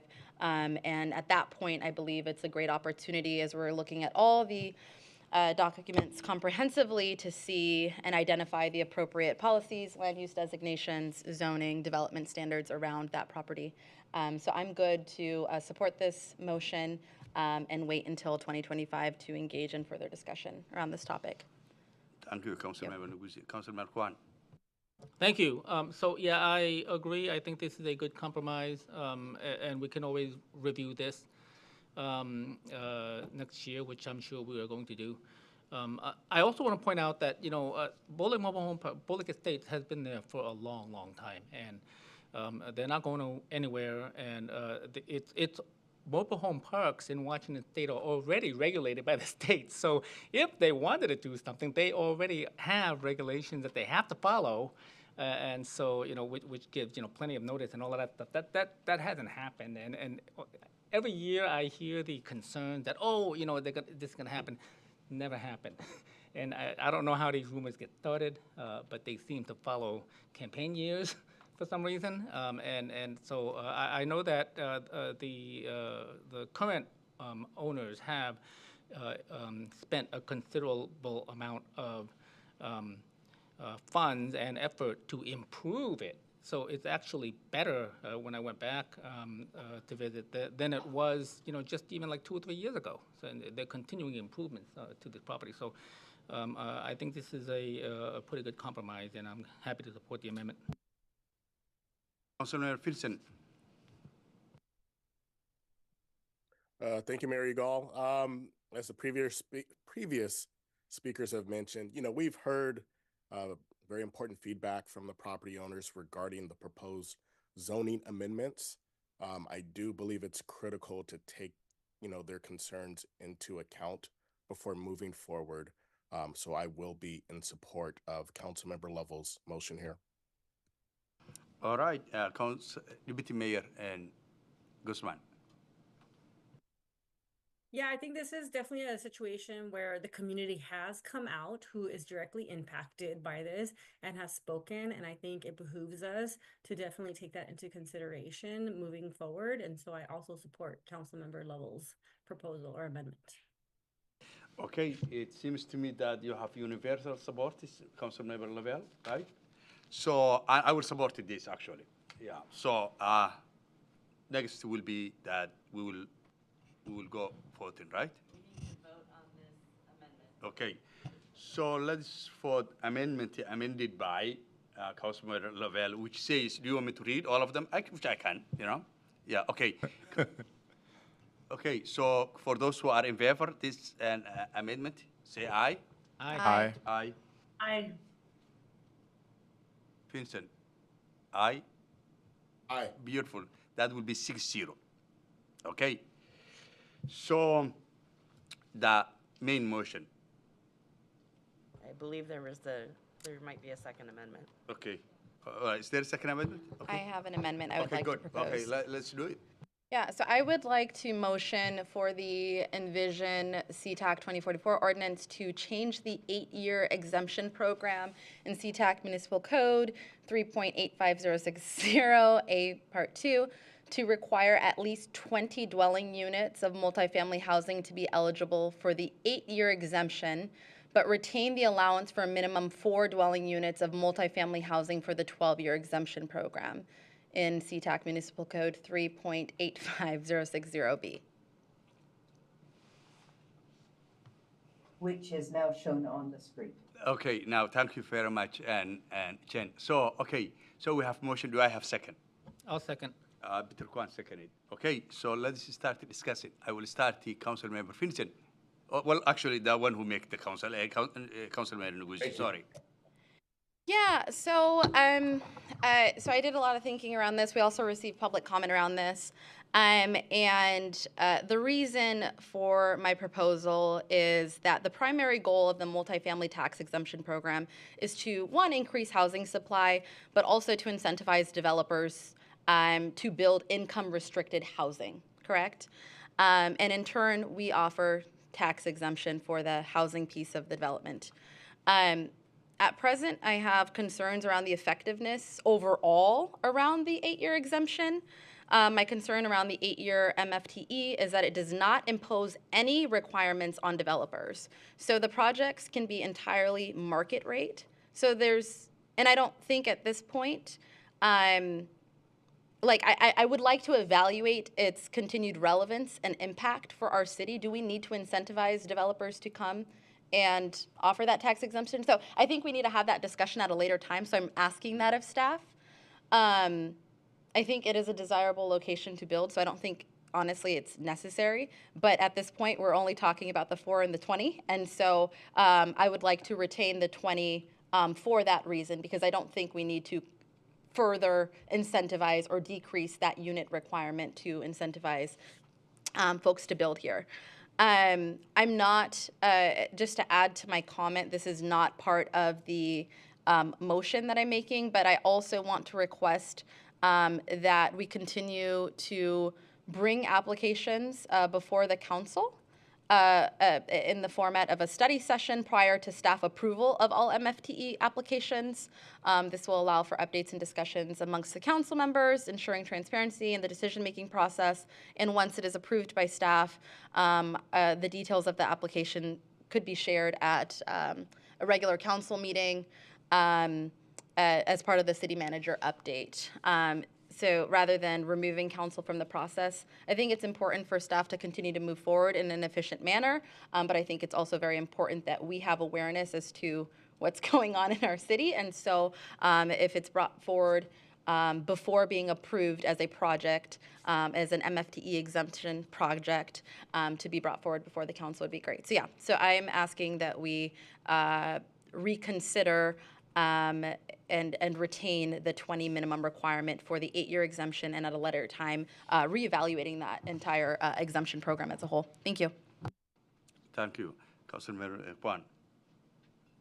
I agree with this. I do, however, I would like to comment that I do know I go to developer conferences as well on my own time, just because I want to understand what some of these challenges are. And I can tell you from my firsthand experience that there are several projects that are occurring in the city of SeaTac that would not have occurred without the availability of MFTE. So I can say that from what I understand, it is an incentive, and it does help developers bring in projects into our city that normally otherwise would not pencil out. And at the end of the day, if it doesn't pencil out, they won't do it. So I do support this. I think it is a pretty good compromise. I would like to see if, because of the 4 dwelling unit is relatively small, and from what I have observed in SeaTac, the smaller development, especially single-family homes, but like maybe duplexes or fourplexes, I believe that they'll build them anyway because the demand is there. That's what I think. I don't know if this is going to, bring them on any quicker or faster than if it wasn't available. But I am willing to put this in there and see if that will promote more development and redevelopment in our city. Thanks. Councilman Lopez.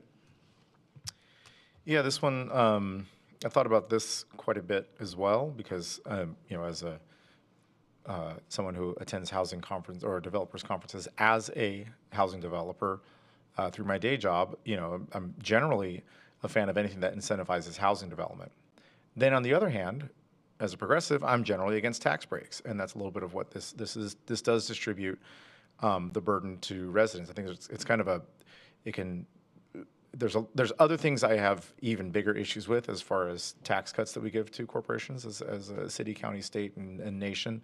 So MFTE, I think, requires more nuance than just saying I'm for or against, because as you can see, it's a pretty complex thing to look at when you're talking about affordable housing, market rate housing, incentivizing through land acquisition support, or incentivizing through MFTEs, things that distribute the burden onto other residents, right?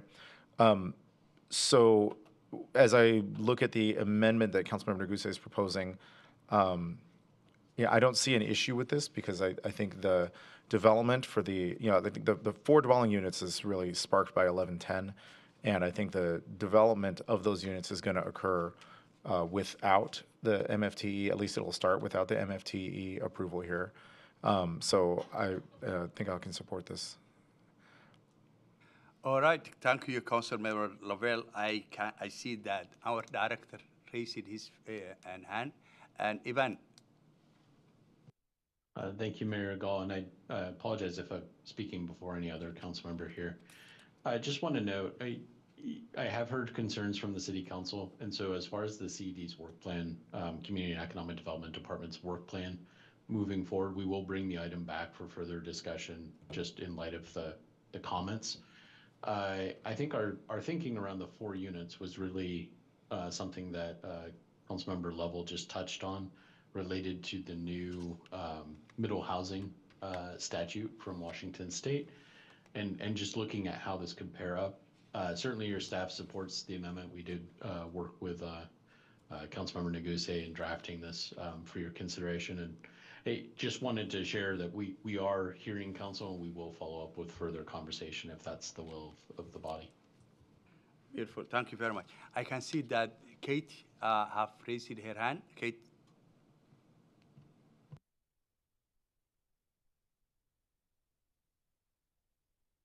Oh, I'm so sorry. I accidentally hit that button. My apologies. We always like to hear from you. Thank you. Okay, Councilman Vincent.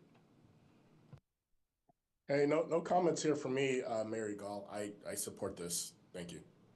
Deputy Mayor Guzman. I appreciate the thought that Councilmember Lovell put into this, because when I first started and I saw these exemptions, if you remember, Director Maxim, I had some issues and concerns with this. So to see this come up again, I was like, oh, thank God, because it was something that I was happy about before. So this is great. So thank you. Anytime. I think it was Councilmember Neguse, actually. Which you can take anytime you get. So I always, when I become city, when I was elected, the MFT was one of the actually area that I was paid close attention, because I know this city. This is, lower working class city. The question is that the housing is very expensive. The rent is crazy. So people who work the airport, who work in warehouses, who live in this area, have to have place to live, or we are pushing them to the end of the wall. Actually, beyond in other counties, but their job has to be in this area, and mostly the airport or airport related.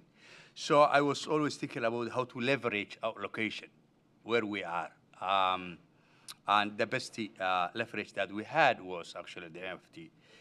I was told that, if we change the MFT, if you touch that, developers are not coming, all of those things. Developers are going to come, because we located the best place in the face of Arad. Every person, every developer, they want to build apartments, other form of housing in Sea-Tac, because we are next to the light rail, we are next to I-5, we are close to the airport. We can get 10 minutes in Tacoma, we can get 15 minutes in Bellevue. So that's asset that we have. So this amendment will give opportunity those who work in the airport or airport related jobs, low wage earners that we need and rely on to run in this civilization, in this nation, in this region, all of those things to have place. So I appreciate it. For Council Member Ngusi bringing this, and I will support that. Saying that and seeing none of council members raising their hand, I want to move to vote, right? Yes. Vote on the amendment, yes. Yes. So for those who are in favor, say aye. Aye. Aye. Aye. 6-0. Beautiful. Okay. So we will go back to the original motion As amended. as amended. Okay. So I will be reading this Agenda Bill 645 as amended, an ordinance adopting the efficient Sea-Tac 2044 periodic public update of the comprehensive plan and related development regulation as required by the Growth Management Act RCW 36-70A and adopting amendment to permit review procedures in response to the Washington Senate Bill and 5290. For those who are in favor, say aye. Aye. Aye. Aye. And those who are against, say nay. So it's again 6-0. Someone told me a long time about that. Mostly 99% we fought together. Okay. All right. So that's wisdom. I will rely on it. So the next item in the agenda is Agenda Bill 655, a motion authorizing the city manager to enter an interlocal agreement with the cities of Pirian, Des Moines, Normandy Park to jointly fund a contract for consultant who will work with the cities on the Port of Seattle Sustainable Airport Master Plan and related environmental review. This is 20 minutes. It will from Director Maxim. I think we will talk about this one before. So, Director, it's all yours for the next 15 minutes. Thank you, Mayor Gall. Council, I don't, in hindsight, I would probably gave too much time to this agenda item. I provided a briefing earlier to the City Council related to our comments on the NEPA review process. And I mentioned that as part of that process, we were joining the cities of Burien, Des Moines, Normandy Park in retaining a consultant to provide technical comments. That's in addition to the staff technical comments. That approach was actually developed back in 2018 when the four cities were commenting on the scope of the environmental assessment. The four cities have continued to hold the consultant contract throughout that period of time. Unfortunately, what we, as your staff missed, is that the interlocal agreement that authorized us to jointly fund and retain this consultant actually expired in December 31st of 2020. So we've continued to hold the contract. There was no action on the SAMP review in those intervening years. You probably recall there was a COVID-19 crisis, which probably distracted many of the staff here at the time of the expiration.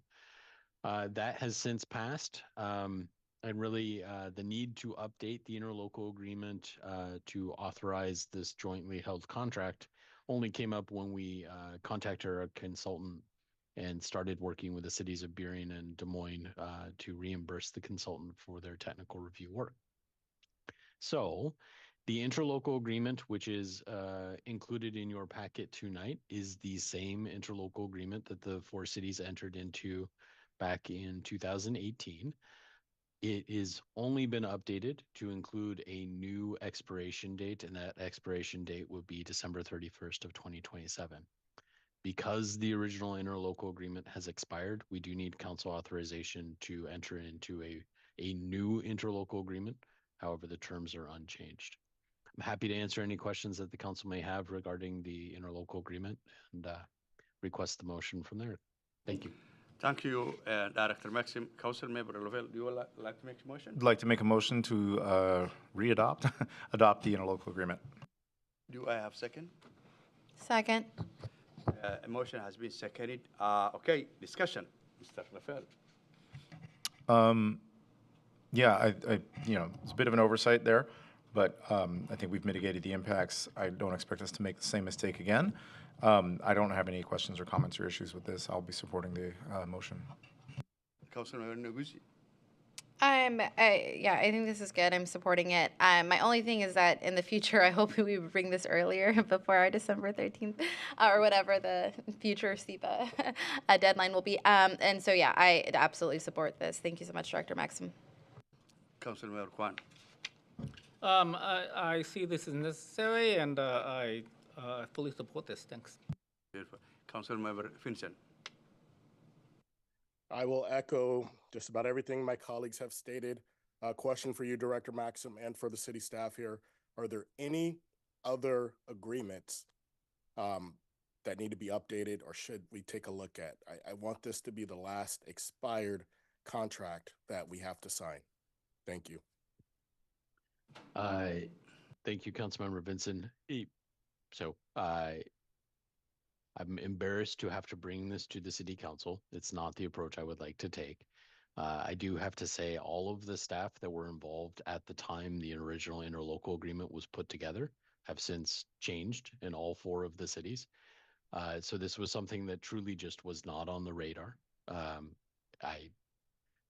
We pride ourselves in being careful around all of our contracting, all of our interlocal agreements. This is one that it really caught all 4 cities by surprise. And to some extent that was related to the timing of the release of the environmental assessment, which coincided with our budget discussions, our comprehensive plan work, a number of other projects, Councilmember. So not trying to really provide an excuse. This is not the standard you should expect from your staff. It's just an explanation. I am not aware, to answer your question directly, of any other expired contract or interlocal agreement. If I was, you would hear me as soon as possible bring this to your attention and try and resolve. Thank you, Director Maxim. Back to you, Mayor. Thank you, Councilmember Vincent. Deputy Mayor.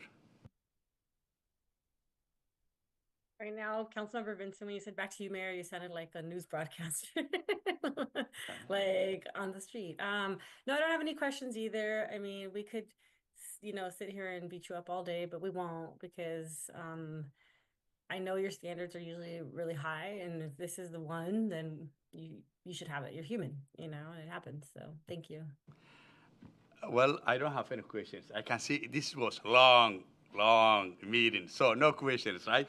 All right, so let's proceed to vote. Council members, will you unmute while I'm reading the motion, agenda bill number 655, a motion authorizing city manager to enter an interlocal agreement with the cities of Berrien, Des Moines, and Normandy Park to jointly fund a contract for a consultant who will work with the cities on the board of Seattle Sustainable Airport Master Plan and related environmental review. For those who are in favor, say aye. Aye. Aye. For those aye. Those who are against, say nay. Okay, it's 6-0 again. All right, there's no unfinished business. Council comments. I want to start someone I never start. Deputy Mayor Guzman. Okay, thank you. I just want to say that I was making a face earlier when we were talking about Pam Fernald joining and whatnot, and I'm going to not apologize for it because this person, when they were on council, caused harm. And I don't care if I'm breaking protocol or if it's unprofessional, but I just want to be clear on that I'm going to stick to my values and I'm not going to be fake or pretend that things are okay when they're really not. So I'm just going to leave it at that. I do not apologize. You all can come for me. I don't care. I care about the community that has been harmed, and I have been working these last 3 years to try to repair some of that harm and move forward for the larger part of our community. So I'm just going to stick to that and come for me. I do not care. Thank you, Deputy Mayor Guzman and Mr. Vincent. Thank you, Mayor Gall. It's a tough one to follow there. I guess as we approach the holiday season, I just want to take a moment to reflect on the incredible work that we've done together this year. This being our last council meeting of the year, I want to express my gratitude to my colleagues here, city staff, and to our community for their dedication, hard work, and collaboration. The holidays are a time to celebrate achievements, appreciate our shared commitment to SeaTac, and I look forward to the opportunities the new year will bring. So thank you all. Have a great night. Thank you, Councilman Vincent. Councilman Orvan. Yeah, thank you. Again, thank you to everyone who came and toughed it out for the long evening. Big thank you to staff for all the work on the comprehensive plan for a couple of years, the work on the budget for a year, the tough conversations we've had about how to support our incoming leader. I know we'll get a chance to, hopefully a chance to really properly thank our interim city manager, Mr. Moore, for guiding us through the last, what has it been, 9 months, 10 months, something, 6 months? 5 years. It's hard to keep track sometimes. I also want to take a moment and recognize someone who's not in the audience, but who is a resident of SeaTac. Earlier today, I think shortly before our we took recess from the special study session, one of our residents, Mr. Edwin Obras, was selected by King County Council to fill the vacant seat of state representative in the 33rd Legislative District. His name was put forward by the PCOs. There were 3 names presented, and King County Council selected our very own SeaTac resident, Mr. Obras. So congratulations, Representative Obras.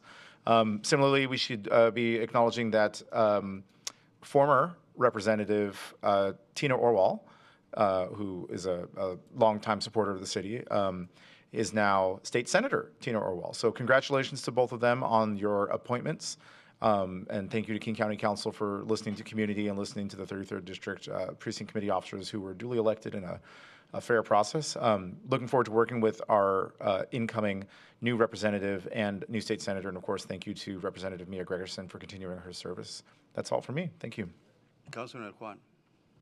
Thank you.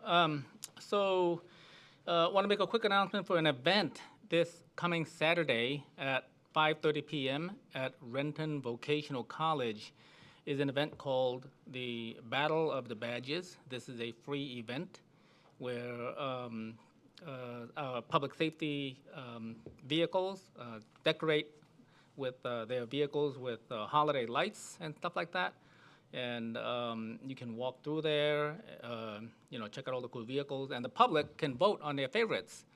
And there will be food trucks as well. So why am I mentioning this when it's in Renton? Well, because I learned that the SeaTac police and fire folks will be participating. So let's show up and support our frontline public safety workers. Once again, at 5:30 p.m. this Saturday at the Renton Vocational College. That's 3000 Northeast 4th Street in Renton. In addition to this, I know this is our last council meeting of the year, but in addition to this, there are still lots of community events happening. Some smaller events, some non-city events and whatnot, neighboring city events. I also see the Christmas lights have gone up on some of the houses, and so for those who put in the effort to decorate their homes, I wanted to thank you for that. It does help to beautify our city. Other than that, have a happy holidays and a safe new year, and I'll see you around town. Councilmember Neguzia. Sure. Just to echo a lot of what's been said already, I do want to thank our staff, our community for all the work this last year. Thank my colleagues, as Councilmember Vincent said. I just want to add that I know it's been a tough year, lots of growing pains and transitions, I think for all of us, but I want to acknowledge that change is inevitable, it's constant, and while it's not easy, I do believe that it signals growth and optimism for me, at least. I think it means it's an opportunity for us to create a better, stronger future for our residents, for our city. And so I do wish us all the best in the new year. So that's all. Thanks. Okay, thank you very much, Councilman Neguzia. My colleagues and city staff and our amazing residents. I know it was very long night tonight, but else it marks my first year as a mayor and my third year in the council. Tonight, I now I want to mention, I mentioned that there was a lot of people who have question about me when I became the mayor, especially. I have accent, heavy accent is the African accent. I walk different ways than normally American mayor walk. My name is funny, you know. There is no other Muhammad mayor in United States. So naturally, you know, people were not warm. They were suspicious. They don't know what to make about me. But I wanted to give you reports tonight. And I want to start thanking for the staff of our city and the council members, because everything we have achieved, I will not be able to achieve it, or we will not be able to achieve it. So tonight, we have adopted 2025, 2026 biannual budget. And we have reserved, while the other cities are increasing their property tax, we have not increased it one dime. That is amazing, because most people expect people who look like me to waste public money, you know, to social programs or other things. That's something out there that I cannot. We also approved the SeaTac 2044 efficient comprehensive plan, which is fair and very comprehensive, as we have done here a few minutes ago. We also had a asylee crisis, actually. One day we wake up, and there was 700 asylee in our hotel. We don't have money, we don't have budget, we don't have homes, we don't have plan, actually. And we come together, this council, the city staff. It was sometimes difficult conversation, but thank you, interim city manager. We brought together the service providers who don't talk to each other, actually. And we said, we have this problem here. We want to treat these people with dignity. They are human beings. They are in our communities. We didn't brought them here. We are not taking out them here. But we want you to take care and serve them. So we reach out the social service providers. We reach out to the cities around us. And we went all the way down to the governor's office, and we get money. That money, we place these people to permanent housing. They have opportunity to have immigration lawyers and social workers to help them to go through the immigration process without one single dime from city of SeaTac. From city of SeaTac, one dime.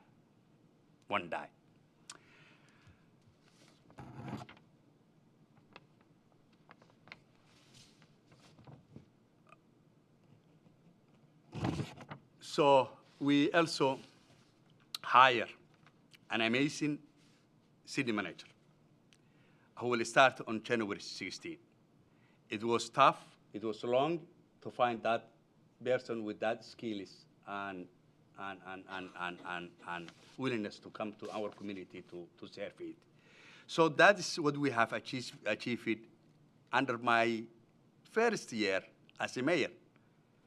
And I'm looking forward to 2025 and 2026 and what it will bring us. I know this city is a special place, a very good city, good people here, and just want to wish you happy holidays and good night. And I'm very glad that I work with you, each one of them and the staff. For saying that, I would like to adjourn this meeting at 9:27 p.m. Thank you. God bless.